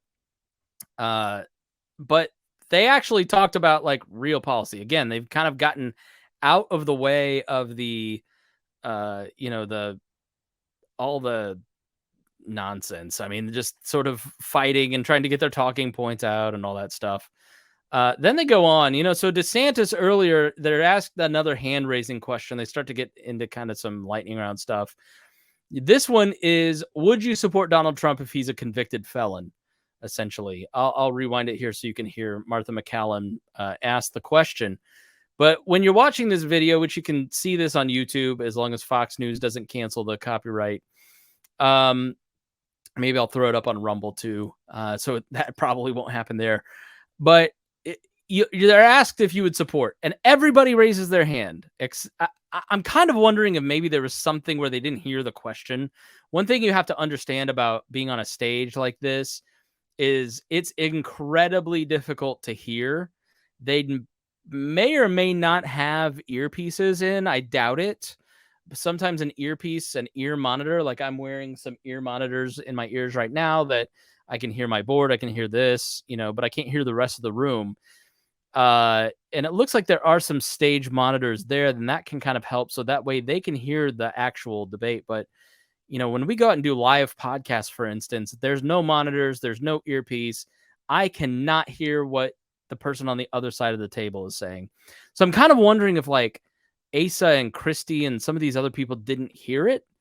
But like they're asked if they would support Trump and they all raise their hand and then kind of quickly put it down. And Christy kind of fakes that he's going, it's going like this, yes or no, which is the exact opposite of what Chris Christie's running on, which is we have to stop normalizing the behavior, right? DeSantis doesn't raise his hand, but then looks to the left and right and then raises his hand. And so like DeSantis, all the commentators said, he's weak on leadership because he's looking around for his answer. It doesn't seem to be his style. So I'm kind of wondering if maybe there was some sort of like hearing issue. So let's play it.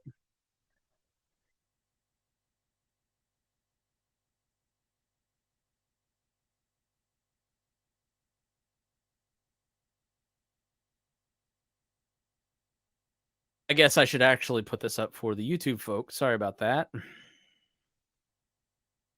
To support the eventual Republican nominee. If former President Trump is convicted in a court of law, would you still support him as your party's choice? Please raise your hand if you would.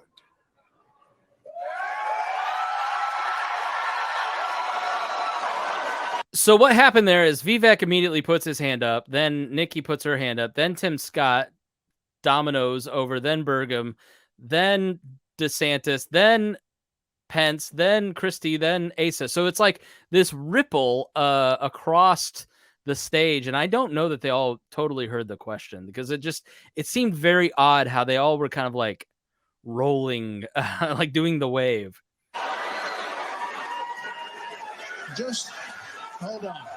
So just be clear, Governor Christie, you were kind of late to the game there, but you raised your hand. No, I'm doing this. Look, I'm doing this. And I know you didn't. Whoa. No, come.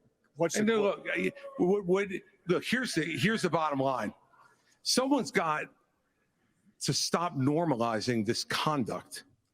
Okay? Now, whether or not you believe that the criminal charges are right or wrong, the conduct is beneath the office of President of the United States.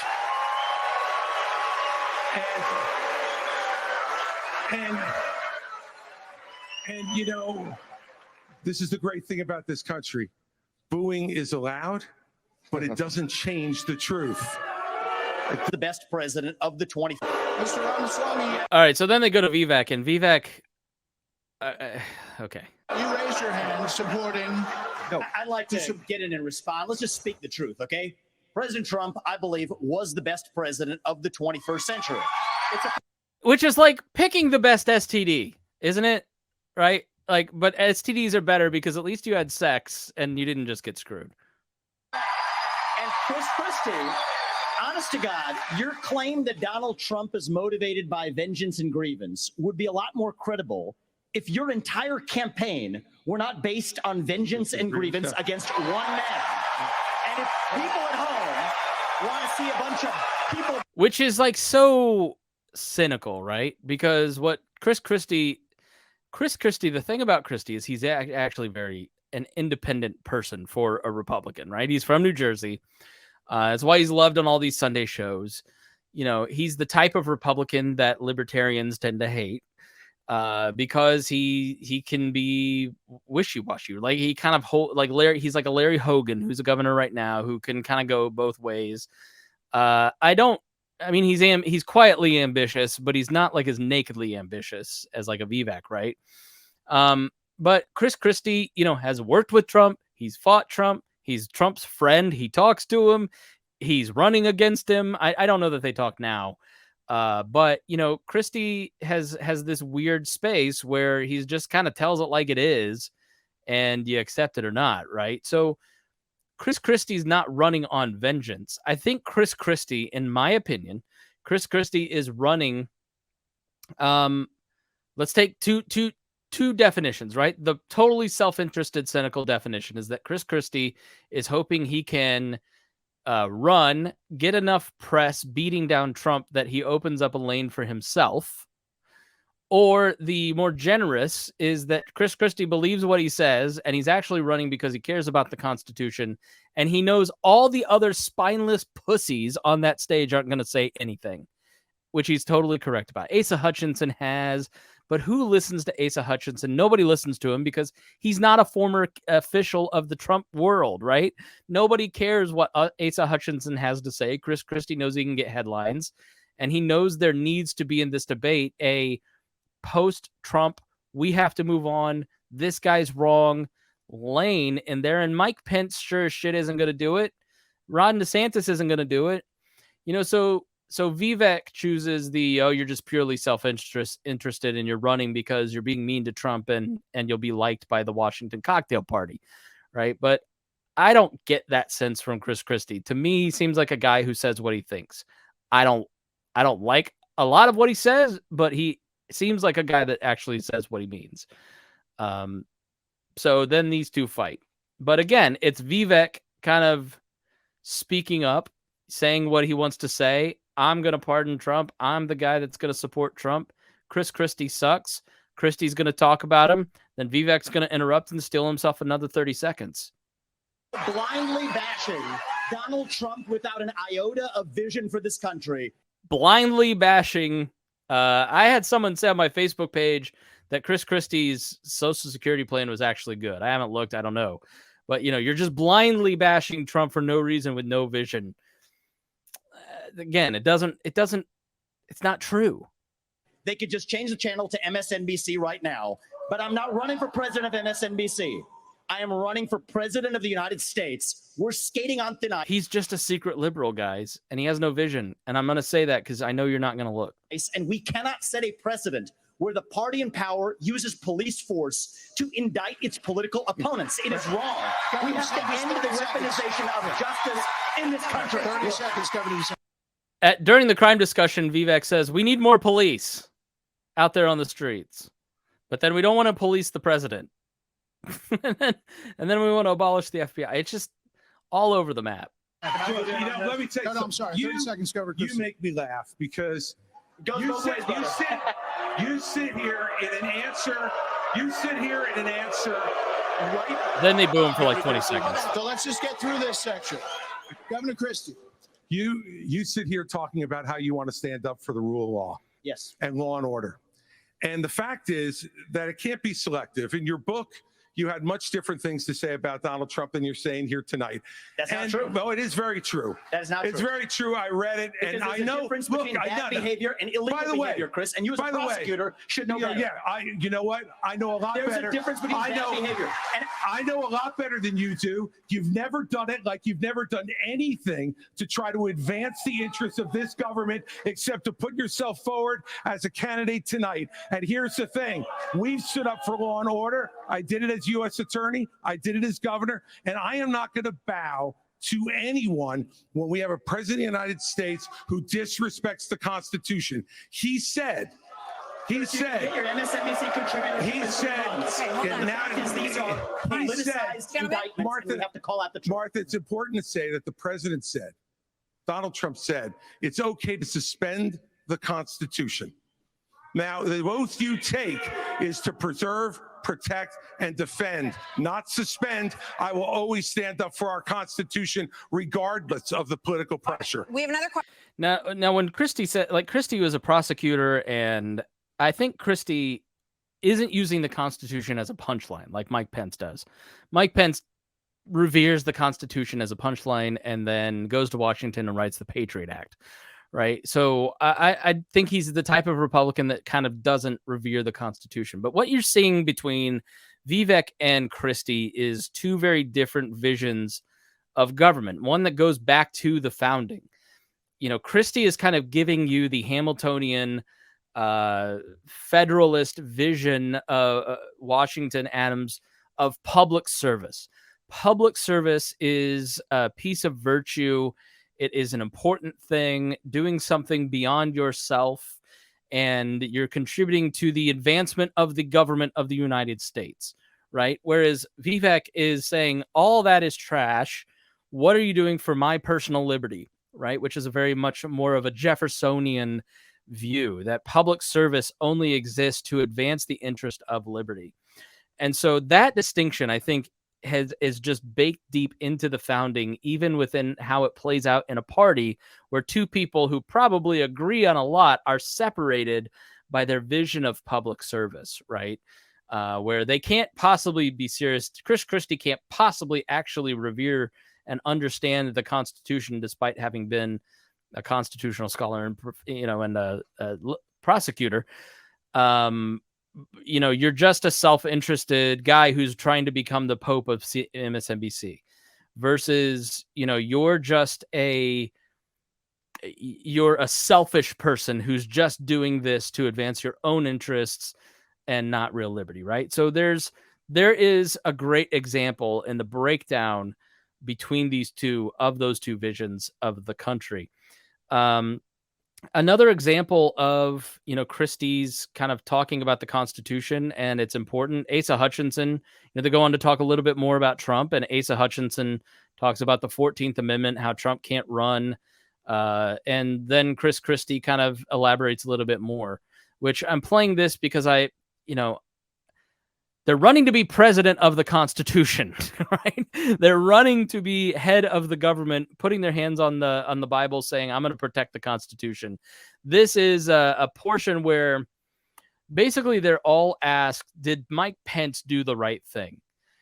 And DeSantis kind of avoids the question in praising Mike. It was a great moment for Mike Pence because all of his competitors are there talking about how great Mike Pence is and he loves it. And then, so Christie finally comes out and just says, look, he did the right thing on January 6th as vice president, by, doing his duty and certifying the election. Here's the thing about Mike Pence that you have to understand. In this debate, if you were unaware of Mike Pence, you would see him as a resolute, strong leader. his words kind of ring true, and he cut taxes in Indiana. Okay, well, I got $13 back on my taxes, thanks to Mike Pence. I guess it's a start, even though you had a supermajority in the House and Senate here. But you know, on this day, he was just a leader, and he fought Donald Trump. And you know, I'm not playing it because it's so full of crap. The dude called Dan Quayle, the former, you know, both of them knew each other. They were congressmen. Actually, I think Quayle was not a congressman when Pence was a congressman. He was vice president when Pence was starting to run for Congress in the late 80s. You know, and Dan Quayle, who's a lawyer, says, you have no choice. Do your duty. And that's why Mike Pence did his duty. It wasn't because Mike Pence had grown a spine. He's one of the most pandering, spineless politicians you'll ever meet, right? Who has accomplished some things by putting his name on them because they will advance his interests in growing his stature within his community. He doesn't want to be the president of all of America. He wants to be the Pope of Republicans. So no love lost for Mike Pence as a politician. As a human being, everybody I know, I have some very close friends that have worked for Mike Pence. They all say he's a great man, actually believes what he says. He's not cynical. He has treated me very well every time I've met him. Very decent human being. I just have profound disagreements with how he does politics. But so to continue on, here's Christy talking about the Constitution and Mike Pence. Everybody would agree with me. All right, get to a lot more time. we're going to move on. No, we're going to. Martha, can I answer the question? Can I get in on that? Okay, I'd like to answer. You, No, I've you're already gonna been like in my on answer. Hang it, in Vice there. President Pence. All right, I'd like to answer the question Go you ahead. asked and not give a pre-canned speech. Mike Pence stood for the Constitution, and he deserves not grudging credit. He deserves our thanks as Americans for putting his oath of office and the Constitution of the United States before personal, political, and unfair pressure. If you're not watching the video, it's a two-shot of Christy next to Pence, and Pence he must have been tapping the bottom of that podium because he's going, well, here's my next commercial. And the argument that we need to have in this party before we can move on to the issues that Ron talked about is we have to dispense with the person who said that we need to suspend the Constitution to put forward his political career. Mike Pence said no, and he deserves credit for it. Okay. Governor Haley, we haven't heard from you on this. Do you agree? Do you agree that Vice President Forward. That's Donald exactly Trump right. will be convicted of these threat to our country, and every So minute then Pence, that these 8 candidates Pence had a spend a few questions on it? chance to speak, but Pence and Vivec are really good at kind of butting their way in and getting 30 seconds from the moderators. Let people say what they wanted to say. And now, indeed, we are moving on to the subject. The U.S. has committed nearly Can 77. I speak on this issue? I was You kind of did involved. you answered on And Donald Trump, I'm the only candidate on Say sir. something. Yeah. We thought you were done, but you No, I please. wasn't done. Well, Mike, why don't you say this? Join me Yeah. in making a Hold commitment that on day one you would pardon. So Pence gets a chance to answer, and Vivec steals the time, basically. And it pisses Pence off. This is kind of funny. Donald Trump, I'm the only candidate on the stage who had the courage to actually say it. That is how we move our nation forward. I don't know And why turn the you page assume that forward. That's Donald exactly Trump right. will be convicted of these crimes. You should be able to make a commitment. The same justice system that was this Vivek, there's corrupt. a difference between you and me. Yeah, I'm not a professional politician. So Pence basically makes a really good point, which is, why do you think Donald Trump's going to be surely convicted of these crimes? He has a really good shot of getting out of all of this stuff.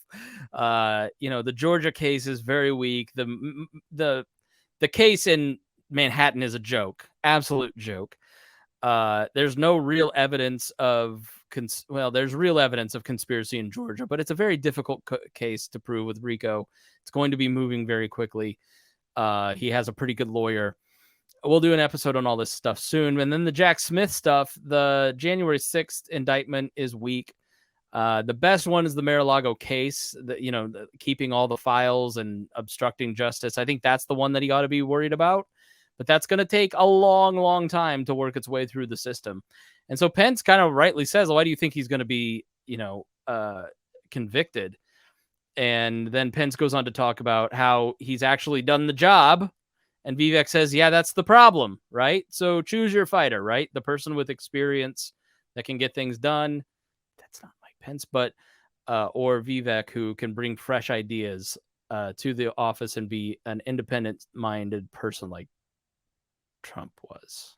That's the difference. Who can answer a question? I've actually given pardons when I was governor of the state of Indiana. It usually follows a finding of guilt and contrition by the individual that's been convicted. So, is how it works, actually, by the way.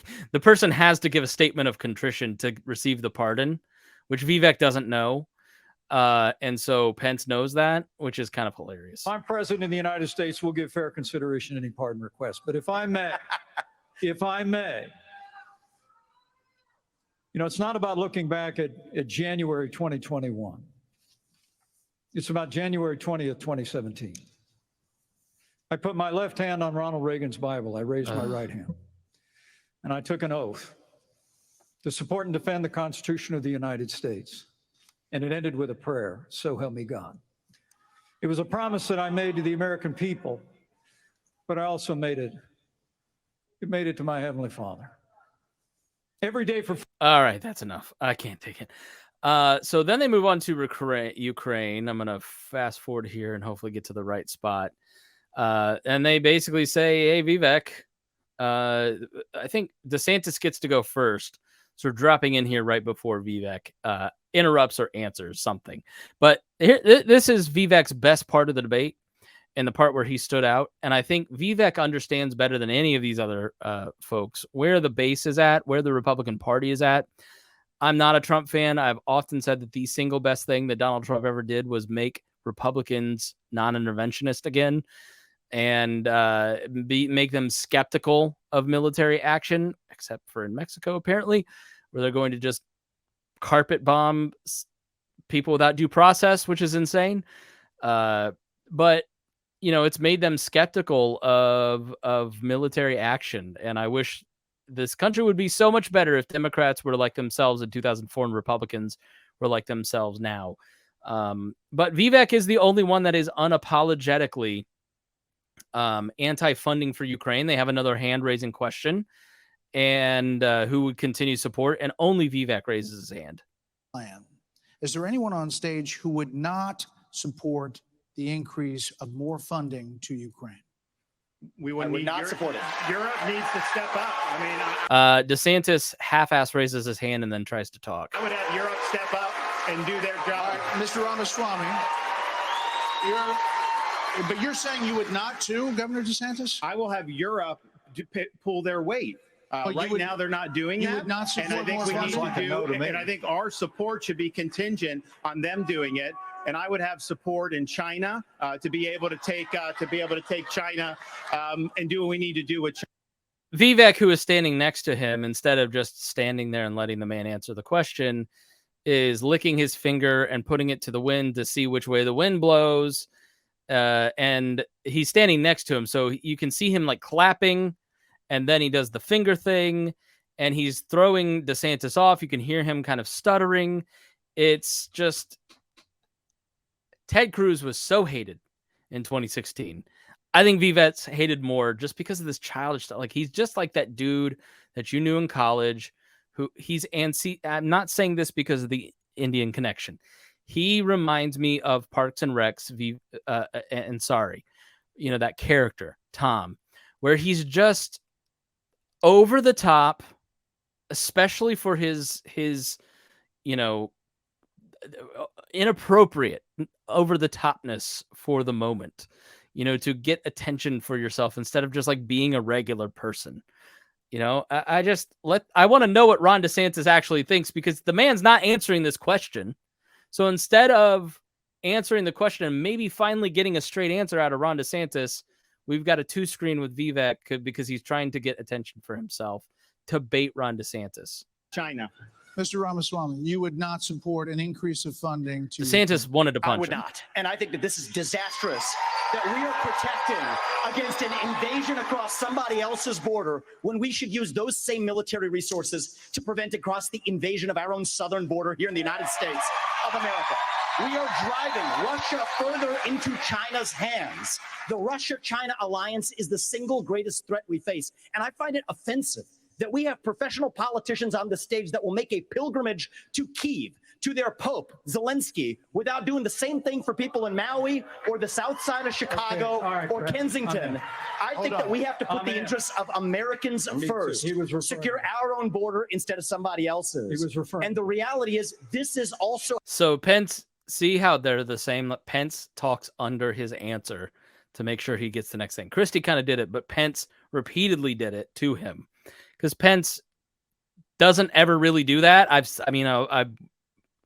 personally met him at debates, right? He waits for other people to answer. He's very respectful. But I've never seen Pence talk under people like that. And I think he's doing it just to throw Vivec off because Vivec's doing it to literally everyone else. Pence, nobody's better in a debate in terms of using the rules and strategizing, even though he comes across as a total phony. So yeah, totally agree with Vivec's answers though. How we project strength by making America strong at home. All right, we heard the names. Governor Christie first. All right, look, I did go to Ukraine, and I went to Ukraine because I wanted to see for myself what Vladimir Putin's army was doing to the free Ukrainian people. And let me tell you, I want you all to look around this arena tonight and imagine that every one of these seats was filled. And if every one of them was filled, there would still be 2,500 more children outside to make over 20,000 who have been abducted, stolen, ripped from their mothers and fathers, and brought back to Russia to be programmed to fight their own families.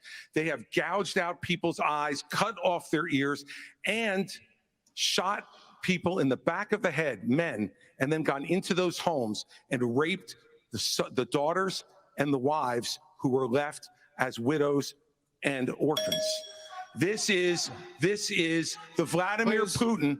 This is the Vladimir Putin who Donald Trump called brilliant and a genius. If we don't stand up against this type of autocratic killing in the world, we will be next. All right, so Christy there makes if we don't fight the Russians over there, we'll fight them here, which is patently absurd and completely ridiculous. It's insane.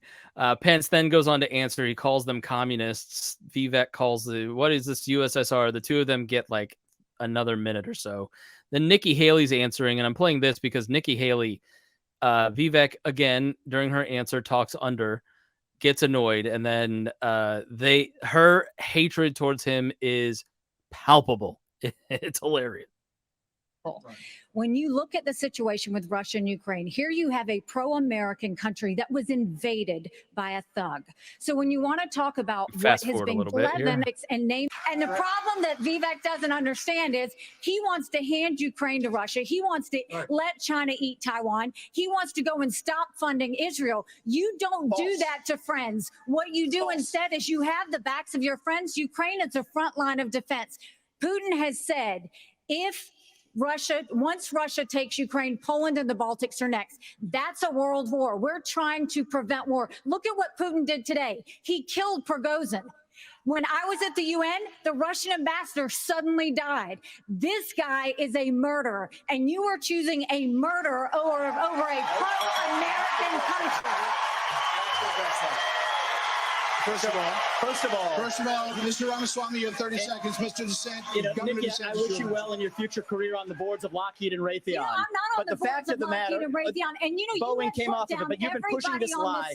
You've been pushing this lie all week, Nikki. You want to go and defund Israel? You want to let me address that. I'm glad you brought that up. I'm going to address each of those right now. This is the false lies of a professional politician. There you have it. Your watch, so the reality make America less safe. You have no foreign policy experience, and it shows. And you know what? The foreign policy experience that you all have shows in the pointless wars we've gotten into. All right, so Nikki Haley taking up his time by yelling at him, which I'm sure was cathartic for her. So then they go into lightning rounds. They talk about all kinds of different stuff. I want to play the last clip I'm going to play here is the border question with Ron DeSantis, it's really crazy.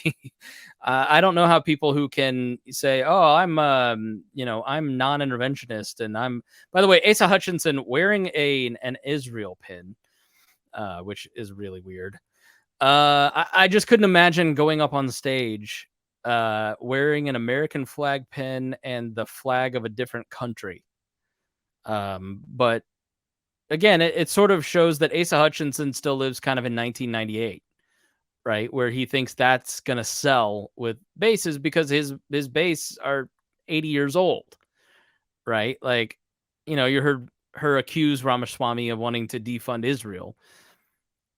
I think he wants to defund everybody, which is her line of attack. Oh, he wants to defund Israel because they know it plays with the 80-year-old base, but they don't fundamentally get the next generation, which Vivec is trying to represent. Which I think he does quite effectively. Like, I think, if he's trying to run for vice president, I think he said somewhere he absolutely would not accept it. I don't know. But I will say, like, Vivec is looking forward.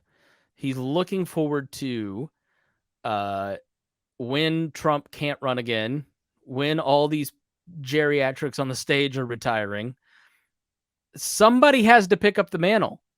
And I will compliment Vivec. Like, he has done a good job. He's the first person. Like, Ron DeSantis, everybody kind of thought, well, maybe Ron DeSantis, but he's just, there's something about him that's off and weird.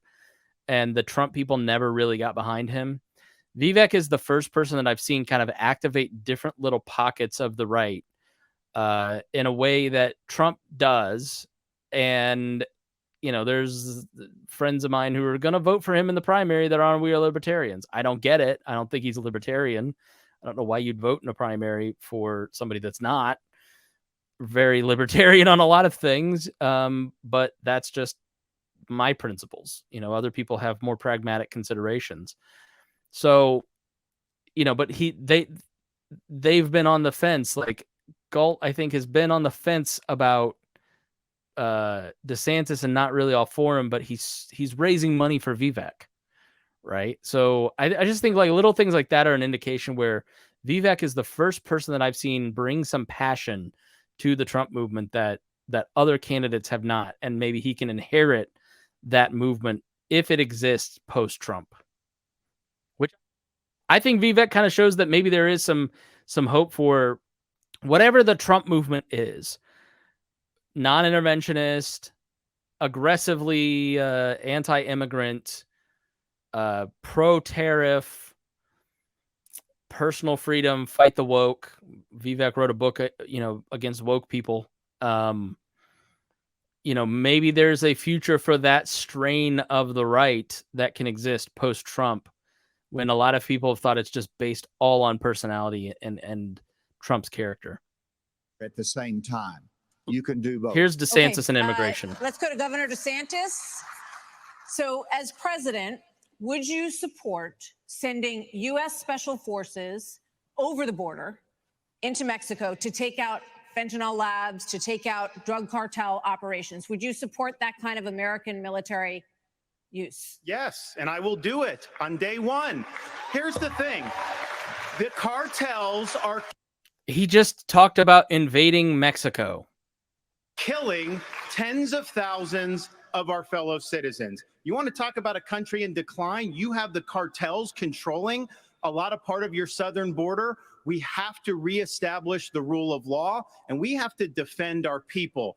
The President of the United States has got to use all available powers as commander-in-chief to protect our country and to protect the people. So when they're coming across, yes, we're going to use lethal force. Yes, we reserve the right to operate. How many more tens of thousands are we going to let to die? I am sick. I've met angel moms throughout the... All right. So I just can't tell you how insane it is that he wants to invade Mexico. So little highlights through the rest of it. There's a lightning round at 1:22:35. Vivec wants to force every citizen to take a test to vote. But then at a different point in the debate, I think, and maybe in his closing statement, says that the Constitution and the Declaration happened at the same time, basically, which is hilarious. And then there's more fighting, and they talk education, and then there's closing statements. So at 1:34 is the closing statements if you want to hear their final pitch. But yeah, I think there's a lot of interesting stuff in there that kind of illustrates different strains and different thoughts. And I know this was a little bit of a longer one, but I thought it showed like a lot of little interesting things, not just about the personalities, but maybe a little bit of a larger view of politics today and where the right is at. So, all right, thanks for joining me here. We really appreciate it. I thank you for being a listener to the Chris Spangle Show. If you enjoyed this, please share it, and we'll talk to you again soon here on the Chris Spangle Show.